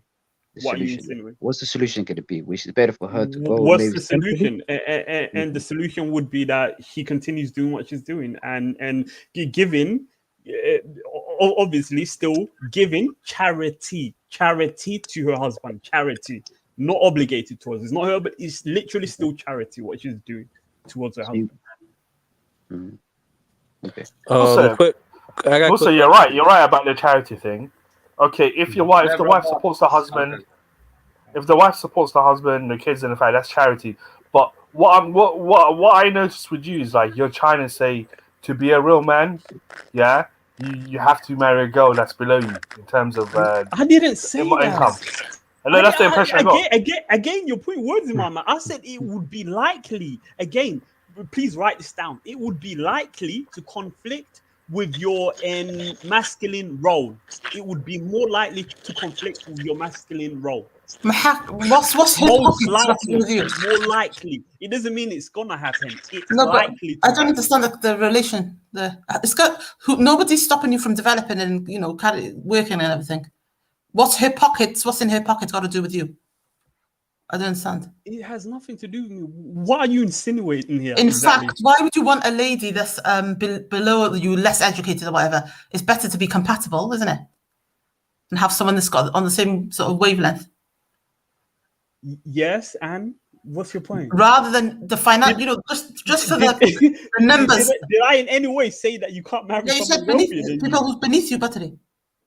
No, I said it again. Please, you guys understand English, right? Well, I don't know what's going on. It is more guys, can I say something? What Musa is trying to say, yeah. I think Musa, you're trying to say like, girls nowadays they go to university, they get PhDs. They work hard. They get these top saying jobs. In the time of the Prophet, it even happened. That's why he quoted it. That's why he said that. No, what I'm trying to say, I think what you're trying to say is like men. Musa, what you're trying to say is that men they find young women attractive. Young women that haven't even been to university. They find them more attractive than women who have PhDs. Okay. A question to all the men on the panel, yeah, to all the men in the panel. Do you think your dignity? Do you know what dignity is? Do you think your dignity stems from you being a provider for yourself and your family? Yeah. Okay. Do I have to Google what dignity means? No. I think yeah. Yes. Yeah. Exactly. Because that's your role as a man. Yes, that's your role as a man. Exactly. If you are depending on someone else, don't you think that would conflict with your dignity? Yes, it would. Of course. That defaces your role as a man, as a provider. Yes. Yeah. No one's saying that you rely on them. You carry on with what you need to do. The dependent part. You didn't say the dependent part. You're not dependent. No, KS was saying that. No, what I was trying to say, I think what Musa is trying to say, guys, Musa is trying to say, men they find women who are who are not as educated, women who are young, who haven't been to university, compared to women who have been to university, who have PhDs. They don't find those women as attractive as a woman who just left high school. I think that's what Musa is trying to say. Musa, am I right or wrong? What did I say? That they're not attractive? The women. No. Listen to me. I think this is what you're trying to say. You're trying to say for men find women. These women who like stay many years in education, have PhDs, and who just miss out on their peak because the woman has their peak. Less attractive. I find them less. You find a woman. For example, you find an 18-year-old more attractive than a 35-year-old. Despite the 35-year-old having a PhD, having a good job. You know what I mean? I think that's what you're trying to say. Oh, now you're trying to insinuate that I'm saying younger. No, I'm not saying that. No. A woman can be 30 and still be earning less than you. I'm not saying that. No. I think what you're trying to say, there's girls, for example, I might ask everyone here. Everyone can give their opinion, especially the blokes. Who would you find more attractive? A woman, or a girl who's 18 years old versus a woman who's highly qualified, who has all these qualifications, I think who's 18 is a 35 bit years old. too immature. 18 in this day and age is still a bit immature. I would say somewhere around 23 would be old enough for me. Not even old enough, man. But say, for example, I get what you're trying to say. A 30-year-old that's got a PhD and a No, I'll 30-year-old go that for never the went to 35-year-old. Yes, I'll go for the 35-year-old. Why, why would you go for a 35-year-old? I just want to know the reason why you said that. No, let me explain why. Right? She wants a kid straight away. She's got everything sorted. She's got the money. She's got everything taken care of. I probably have bad debts behind my ass. She'll be taken care of. So I'm saying, I'm not being a bad husband here. I'm looking after both of our interests. Family ka fakariya wax bano sameynaya caruur baan rabaa inaan ka dhalo waa ka gaarsiinaysaa naagtan way degdegaysaa maba waqtiba ma ku hayso you have to have a kid. The egg is chicken, you know what I'm saying? That's interesting. Wow. Simple, bro. 18-year-old go to a restaurant and Can we let Brother S come through? He's been awfully quiet. He's a new panelist. He ain't said that. S, talk to me, Yeah. broski. No, I have a quick question. Are any of you guys even married? Yeah, there's about 4 or 5. No, I haven't been married. So these are experienced people. Okay. Yeah. Nah, man, I ain't got Some no divorced. questions. I'm just listening in it. Some divorced, some married. What about you yourself? You been married? Yeah, I got 2 actually right now. 2 wives? Yeah. Mashallah. Mashallah. And you live in the West. S, you live in the West and you got 2 wives. Yeah, bro, I'm 22. But then I married them, Basha, in Kenya and Ethiopia. I got 2 of them. Oh, mashallah. That's good, man. Thank And you. you're 22 years of age. Yep. Oh dear. MashaAllah. That should be a sign for all the men all over. I want to hear That should be a sign something. global, man. I once tried. I heard something that I didn't like. I heard something that I did. Wait a minute, sister. What did you say? Oh dear, it's Hirsi. That's why I had to laugh, bro. Explain yourself. Why? We need to know now. I don't know the brother's background. How old he is? What did he say? 22. He's 22 years old. Oh. إنهم كانوا يكوكبا. إنهم يكوكبا من إثيوبيا. الله يهديك. أنا راجل دباح عند بركود عن salute. I think I have to. Oh no. Explain that woman. Libah. Someone said that as well. Libah. So can you please let's get. Why 2 and why 2 abroad? Yani, because me personally, because well, a little bit about my background. Alhamdulillah, my family's doing good, innit? We have like a little small trucking company, so money's good, right? But I've seen, man, a lot of females in the West, bro. Nah, man, I wouldn't go for it. And can you tell us, like, how far apart did you have these marriages? Were you married for like a couple of years and then? I know. I just married one recently. I just came back from Jijiga, innit? Okay, and then that's the second one, is it? No, this is the second one. The first one I married in Nairobi, Kenya, Basha, in about 2020, about a year apart. Yani, Okay, why the rush then, Baba? I mean, why not? Alhamdulillah, I make good money. I'm chilling. What's stopping me, innit? I can die any moment. He's got money. It's not money like that, innit? But it's like it's good enough. You can provide. Exactly. Look after the family. You're obviously, and you're living there. Are you living with the spouses or? No, I'm living in the West. I go there whenever I feel like it. But I do provide it every month. They get their bill easy. Yeah, you're also looking for a third woman in the West, yeah? Well, I've considered it, but nah, I've seen too many fucked up. Why not though? Well, that should not. It's gonna be a matter of time, bro. Would it be a Bro. no? Would it be a no? No. It's gonna be a matter of time, man. Yeah, and if you divorce females here in it, it's gonna be child support. this government. Nah. Then I try you're to not avoid man all like that. bullshit. Fuck all of that about against like bun all of that. Exactly. Let me one more That's time. that's a good point. S, there's no like That kid has no right on your child And in support. my He has no in right my to personal support opinion, him. the Somali women over there look much better. Well, in my personal opinion, though, that's just my opinion.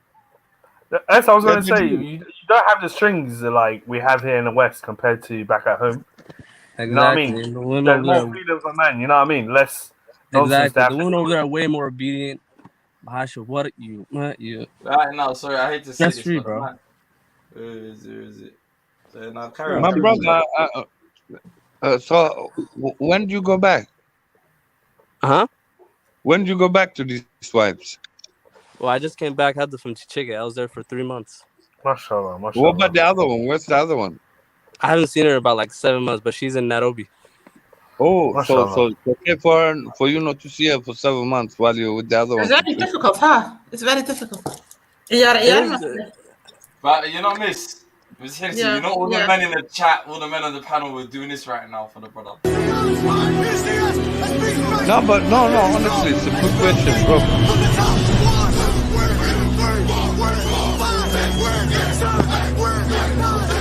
Could you repeat that? Sorry, that's for the brother there. Listen.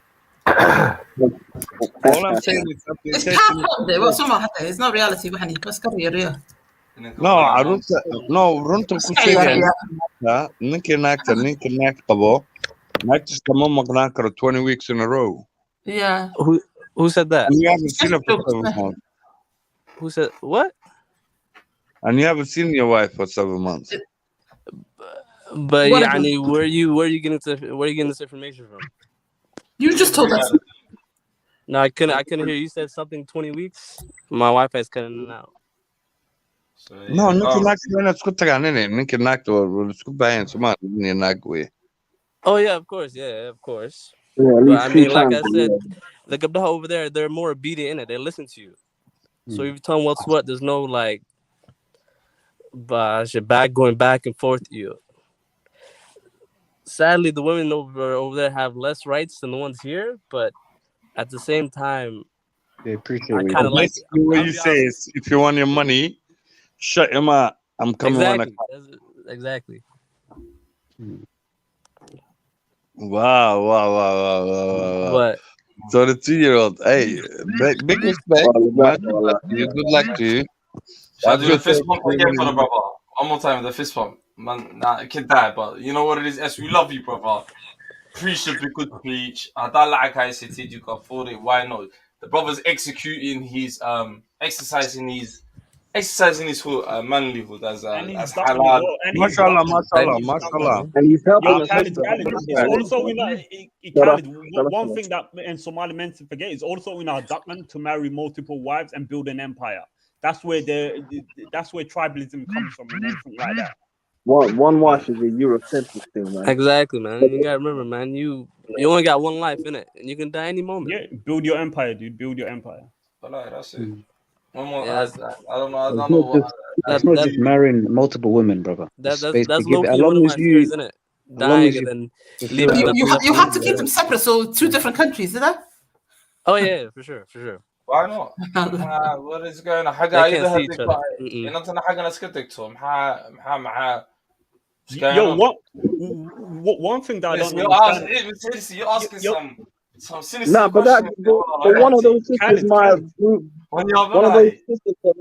up and never got married. Do you know what it is? I made an inclusion the other day. I said, you know what it is, yeah? When the brothers go home, when they go home and marry, it's like what is? Let's be honest. It's like you lot marry Ajnabis, isn't it? You lot, I don't know. I don't have that experience, so man. No, she might be alright with it. That's what I think. That's my conspiracy. I don't mind it, to be honest. Yeah, listen, I'm throwing my conspiracy theory out there. Random. Yo, Khalid, a message to all the women that are like sort of look at it in a bad way. It is that look at it in the way. How's it in a bad way? Look at it in the way of if your man is marrying another woman, your kids are gonna have more brothers and sisters. they're gonna have a bigger empire. Alhamdulillah, but you need to still say in bad way. This is halal. He's exerted his right as being halal. But I'm saying no the one can tell halal me thing. The halal thing is good for you. That's what I'm stating here. It is good for the family. It is good for the woman. It is good for everyone. They can't stand each other, guys. Do you know what? My mum has got like I don't know how many baths, maybe about 5 or something like that. Yeah, and they can't stand each other, to be honest. Well, 5. What's it called? So they maybe let's have a look. Exactly, that's what I'm trying to say. It's permitted, but some girls won't accept it. That's why I put them in 2 different countries, isn't it? Yeah. Come on. No. Even just the idea, they become really jealous, man. You better watch out sometimes, man. Not jealousy, man. Okay. The man has to... No, guys, stop pumping that out there. I don't want sisters to be hearing this shit. K, can you stop? That's a simple talk, innit? That's a simple talk. No, I'm right sending now. I'm sending a sentence right now. To be honest, you know what? If I was married and my husband was going to have a second wife, I'd rather she's in another country, to be honest. Had Somalia was okay. You wouldn't mind. Not Somalia already, because Somalia, I don't mind. Ethiopia, Melaha, Kenya, had 2 years cook about it. I don't care, I don't care, to be honest. As halal. I'm not bothered. Yo, is it okay to have a shower with both your wives? Or to be in bed with both your wives? Oh. I have to ask you. It's just like... I think it's okay. I don't know. I think it might be okay, but stuff I don't know, man. Get out of here. Are you sure about that? Because they're not doing nothing to each other, is it? I had to ask because I don't know. I want to look. Get out of here for real. I'm saying get out of here for real. No, get out of here, bro. Get out of here. Maybe married to men.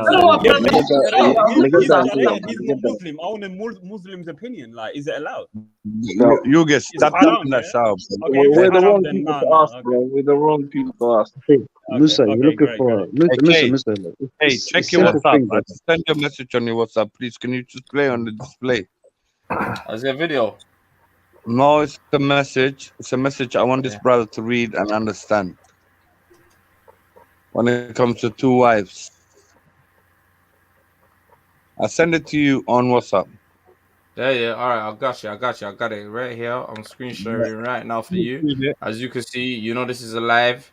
Bear with me, my brothers and sisters. Yeah. And plus, hit up the subscribe button, hit up the share button. Can you not see?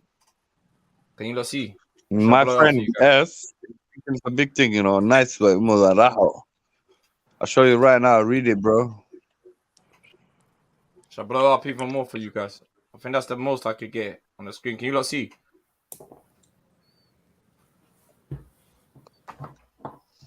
Yeah, but you're getting rid of some of the words. Go back. Yeah. There you go. Yeah, that's all right. Read it. What does it say? Is that for S. Musa? Read it for me.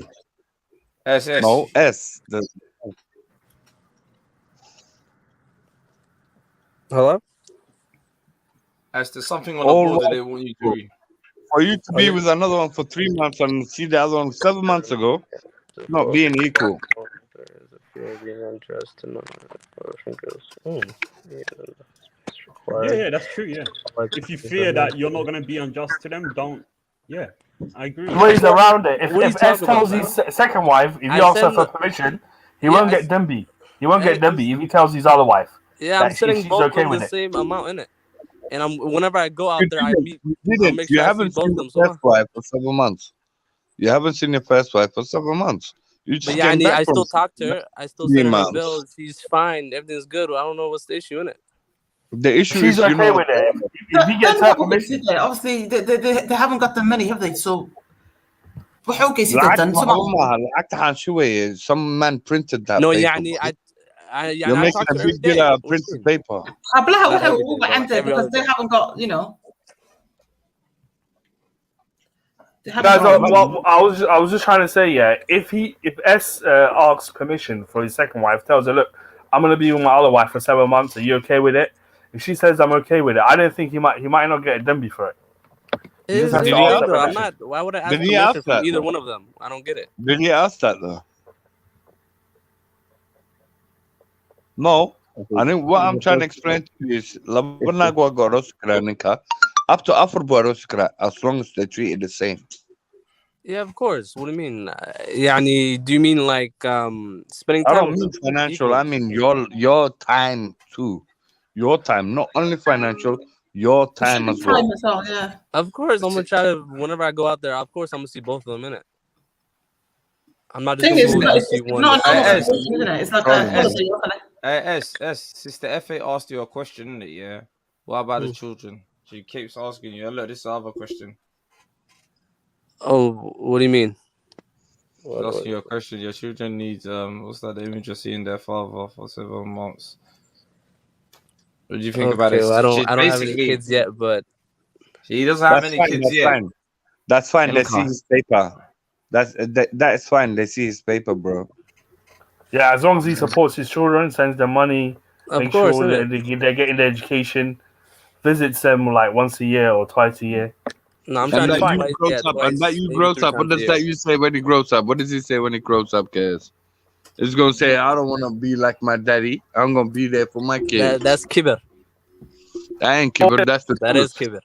That is No, the but truth. it's not a reality, is it? Well, what's got a check? What's got yeah, it's not real, is it?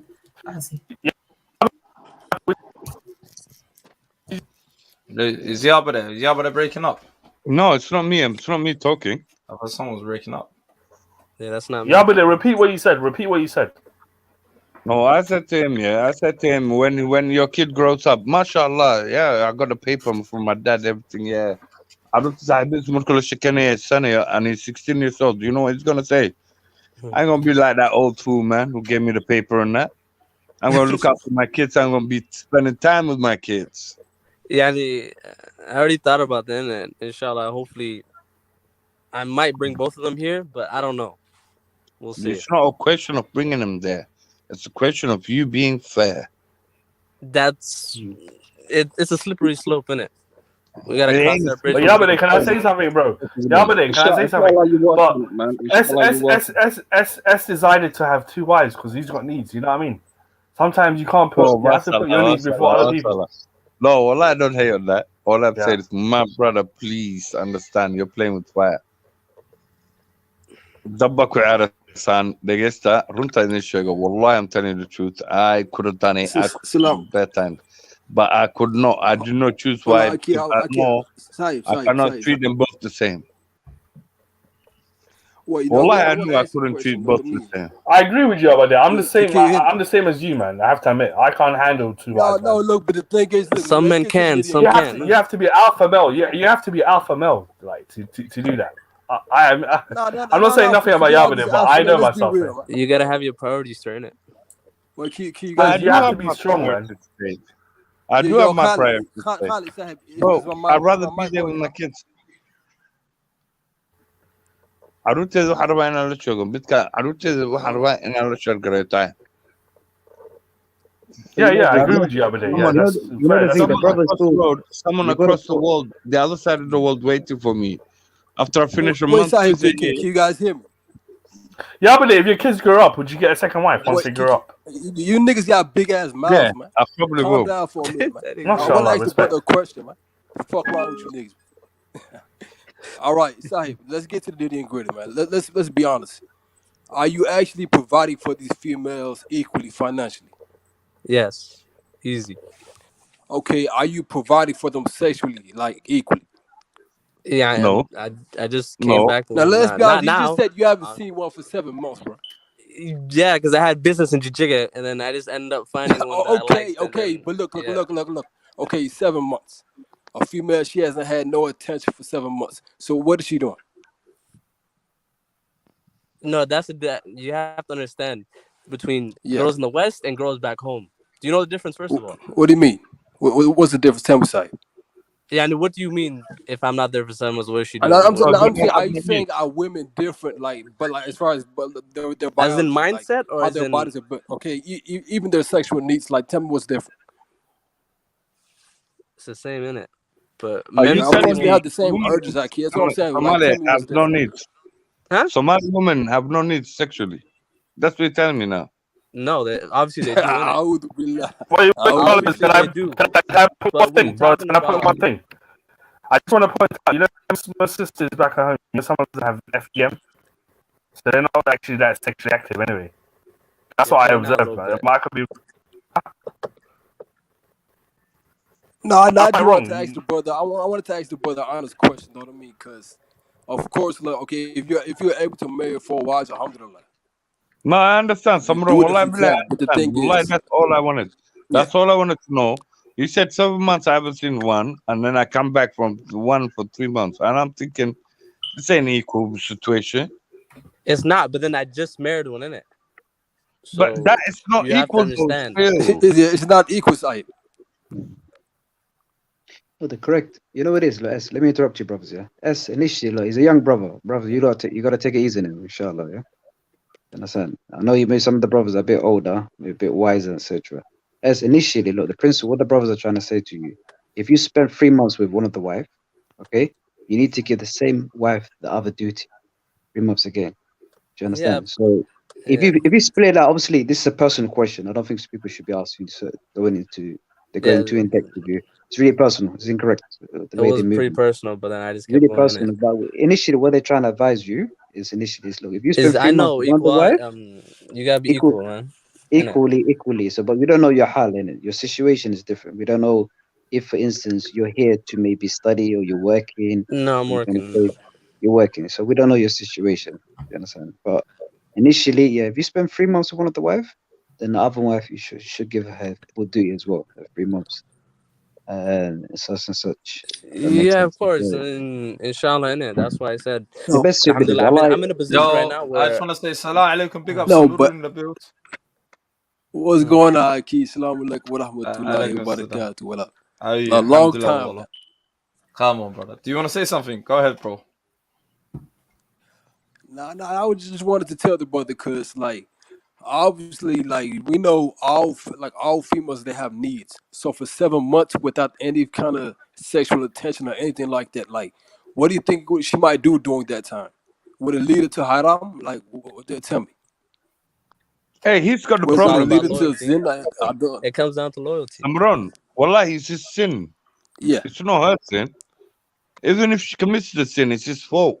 Now it's a sin upon him because he's supposed to provide that to the sister. Yeah, absolutely. Yeah, I didn't even look at it from that angle. Oh, but is it great, brother? You're putting pressure on the young brother like this. Basically, look. No, If she and he, but one second. Let the brother talk. One second, brother. If he and her have come to a mutual agreement between themselves, okay, and they've come to agreement saying that, okay, look, I'm going to be away for this period of time. Okay, we've got 12 months in a year. Okay, so within the 12 months, he can fulfill both of their duties. 3 months with one of the wife, 3 months with another wife, and maybe next 6 months he could be back in UK, wherever he's from, to work, etc. He can still fulfill their duty to the best of his ability. But I think initially, if they're too What right do I have to ask one wife to say, "Oh, be away from you for 7 months while I chill out with the other It's one"? agreed upon. That's the right. That's the right is What agreed. right? It's verbally What agreed. right? It's agreement verbally. No. It's I been asked a agreed. question. That's the right. I It's been asked you a agreed question. with. I asked you a question, Abdurrahman. You said, "What right do I have to ask her that?" Because knowing me, dinteeda aan rumaysanahay, iyo waxaan rumaysanahay waa inaan equally u treat gareeyaa. Me knowing that, what right do I have to ask one and not the other? If It's I'm been cheating agreed on upon. That's the right. That it's been agreed upon. That no, is see, the right. I'm asking one to bear with me while I deal with the other one more. Yeah, you can. Yeah, you can. You can ask that. No, yeah. you cannot. It doesn't say that in the Quran. I just showed you a minute ago. It doesn't say that. I have to treat them equally. It doesn't say a lot of things, but if it's agreed, it doesn't. I mean, if you're not learning in this subject, I think you shouldn't even comment on this. And if The it's thing agreed is, though, upon, why are you speaking on the Sahib? Because it seems like this has become like a game to some people. No, it's not a game. It's Hey, not a somebody game. call it That's the way subhanallah. you guys portray it. Okay, let No. me speak. Firstly, if it's agreed upon, it's agreed upon. Simple as that. But firstly, I want to go back into the subject where you guys said it's his fault if she commits adultery. It's not his fault. Even if it's away, it's not his fault that he's not responsible for another person's sin. I don't know why you guys said that, but that's You are. that's Yes, a legit you are. Gambi saying Go something back like to your that. plans. If she's a married woman, listen to me. If she's a married woman and وننكو انت كم غني هي, I don't know if there's some element to the is. No, it's not. If he sins, it's not his responsibility. No, No, it's not. it's her responsibility, but is there elements that like Gabardasi, the Ninkeva Kamakna, isn't it? Oh, okay. Let me put it this way. Let me put it to you this way. And Ilahi doesn't burden you more than you can bear. If she can't bear it, being away from her husband that long, she can ask for divorce, get a divorce, marry another one. Her going into adultery is not his fault. That's her sin. 100%. That is true. She could request it. Yeah. And what's already been agreed upon So is now, agreed Musa, you're happy to forget all the needs around the world, man. Nobody has needs. Okay, let me tell you something about women, and I think sisters on the panel or on the comments can agree with this. And everyone's an individual, and we don't all have the same needs. Okay, like one woman may prefer sexual intercourse once a week, one may prefer 3 times a week. They're all different. Everyone's an individual. We all have different tastes. So I don't know why you guys are going on like every single woman has the same. So why are you talking like it's nothing? Sorry, say that again. 7 months. 7 months. I'm not talking like it's nothing. And besides that point, I don't even agree. And me personally, I wouldn't do it. I wouldn't leave a woman like and that long. I wouldn't do it personally. But in a way, if it's agreed upon, he's doing no wrong in my eyes. If it's agreed upon and they both agreed with it, it is done. My brother is he got a ticket go so not to 7 months come up and then spend 3 months there.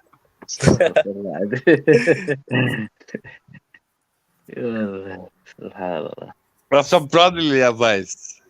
Mashallah, S is living his life. Mashallah, S. Yeah, no, just enjoy your life, man.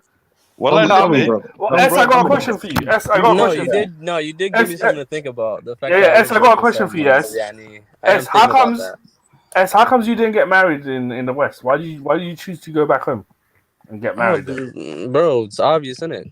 The girls in the West, the girls over there, they're not the same.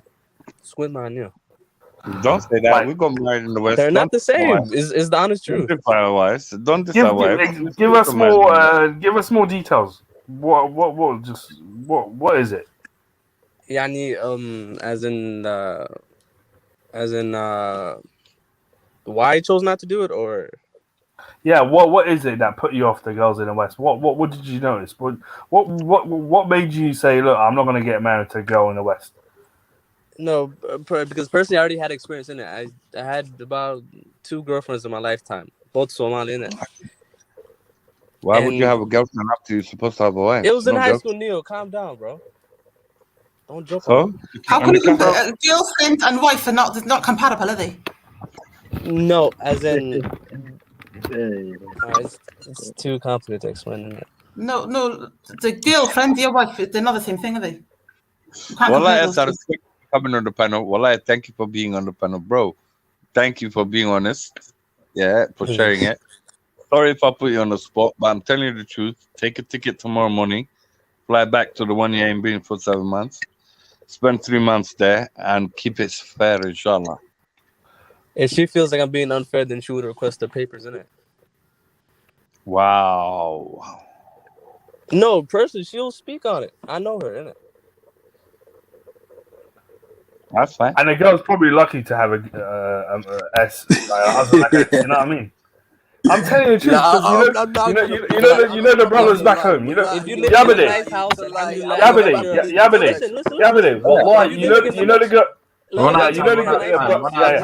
Everything's good. Alhamdulillah, your life is going smoothly. Why would you want to fuck it up for yourself? Yeah, and you know the brothers back home. Some of them married like to 4 wives with nothing. I have no needs. My life is going smooth. I've got money. I'm moving around. Mashallah. I'm living. Mashallah. That's it. That's all I need. The brother's good. هدا انت اللي لانيو. هدا خير Yeah. قبطه. And I like the بسم الله disrespect, سنتها هاي. Come on man. والله. Yeah, if you send her money every month and you look after her and you والله respect إلهي her. قربة Of خلوق course. Yeah, everybody has a needs. Everybody has a needs. No, I never know me. I advised him. I know. I advised him. All I said, I gave him an advice. He I just said, advised us. Yeah. take a ticket tomorrow and go to the one you haven't been with 7 months because I don't know if she's going to sleep with the driver or the guy who looks after the garden. That's a personal matter. Yeah. Yeah, but I think you sway more towards the Western ideologies or way of thinking of relationship in the West rather than I'm being honest. I'm being truthful. I'm being truthful. I'm telling you the truth. We all have needs. Let's not ignore each other. You do know that there are plenty of Somali men that marry back home, yeah, and who work in the West. You do know that. Are you saying they're all committing adultery, or the wives back there? Is that what you're saying? No, I'm saying some are. Exactly. Some are, yeah. How many? What's your percentage? How many are committing adultery? This is a big accusation. This is a big accusation. You're saying they're committing adultery, yeah? I cannot That's what you're claim saying, yeah? percentage. That's what you're saying, yeah? Yeah, well, like some are. I'm not gonna lie. I've seen it with my own eyes. What's your percentage? How much are committing adultery? I can't say that because I don't know. I haven't studied this subject.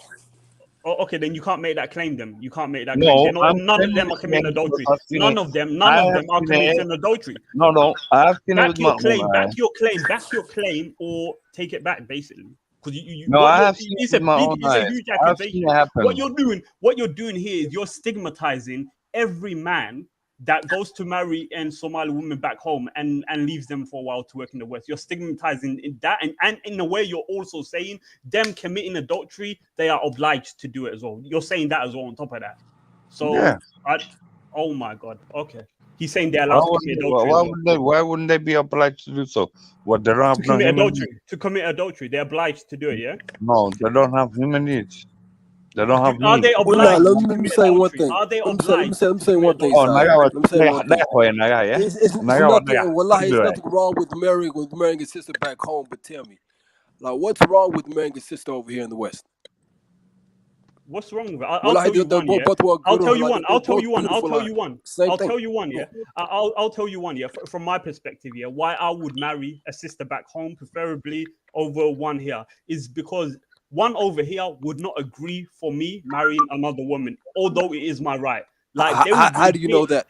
No, how do you know that? Because I've seen plenty that say that. I've seen plenty that actually say that. Well, I think like you prefer you know that kind of. They're gonna slit your Yo, throat. Samaroon, please don't talk over me, guys. Samaroon, their sisters that and that also say that they're allowed to put in the mahar that you're not allowed to marry another one, which is basically disallowing something that Ilahi has allowed you to do, which in itself. But why would you agree to that mahar then? Who asked you to agree to that mahar? No, I'm saying they can't even put it down on there. They can't put it down on there. No, but the thing is, I'm saying you can't generalize every single That's what they are doing. Say that again. They can't put it down. I'm saying you can't generalize every single system. That's the thing. It's like you niggas had like bad situations. Samaroon. If I come across a Somali girl, if I come across a Somali girl in the West, if I tell her, if I reach a certain threshold of income and I'm looking to find another wife, I'm gonna do it. Yeah. If I come across a wife that would agree with that, I would marry her. If I come across a wife, I agree, Yabade. Yabade said it's better to get married. If you live in the West, it's better to get married in the West. It's easier for you. You know what I mean? Yeah, probably. Yeah, but the fact if they are incompatible with you in the West, then and they've sort of like left the Duckland, and it's literally in our Duckland to marry multiple women. I don't know if you guys know that. I'm gonna ask you, tribalism. Even back home, you know, some sisters have been westernized back home also. You know, now we have now we have cell phones, we have everything. Now we have the internet. Okay, like they're seeing the same things women over like sisters over here are seeing. They have Snapchat. They have all this. Know what I mean? So tell me, what's really the difference back home? Tell me. Big The difference, difference man. is I'm telling you. Have dabbing you and been culture, there, dude. Samaron? It's a Have you huge been back difference. home? Yeah, I've been there, bro. It was a long time. I've been to Zayla, yeah. San Maroon. I've been there 2001 year. Trust me, they're totally different. When I was there back then, they're totally different. I haven't spoken to them since, but No. some of my relatives are over there, but there's a huge difference back there. But Samaroon's right. It's changing. Over there, it's changing too. Slowly It's changing. changing. I'd have to see. Yeah, I'd have to see. Guys, let me what interject. the difference is? Let me Can I tell you interject what the today. difference is? Let me inject today. You got women that won't challenge you. You got women that will not talk back to you. You got women who will follow every command You you think give. a Somali woman back home doesn't talk back to you? Have you seen a Somali marriage? They will attack you, man. Some of them will attack you, bro. Exactly. They're brave there, wallahi. They're brave there. They're not. That's They're a not false like. accusation. That's legit built on no basis. There's no evidence for that basis.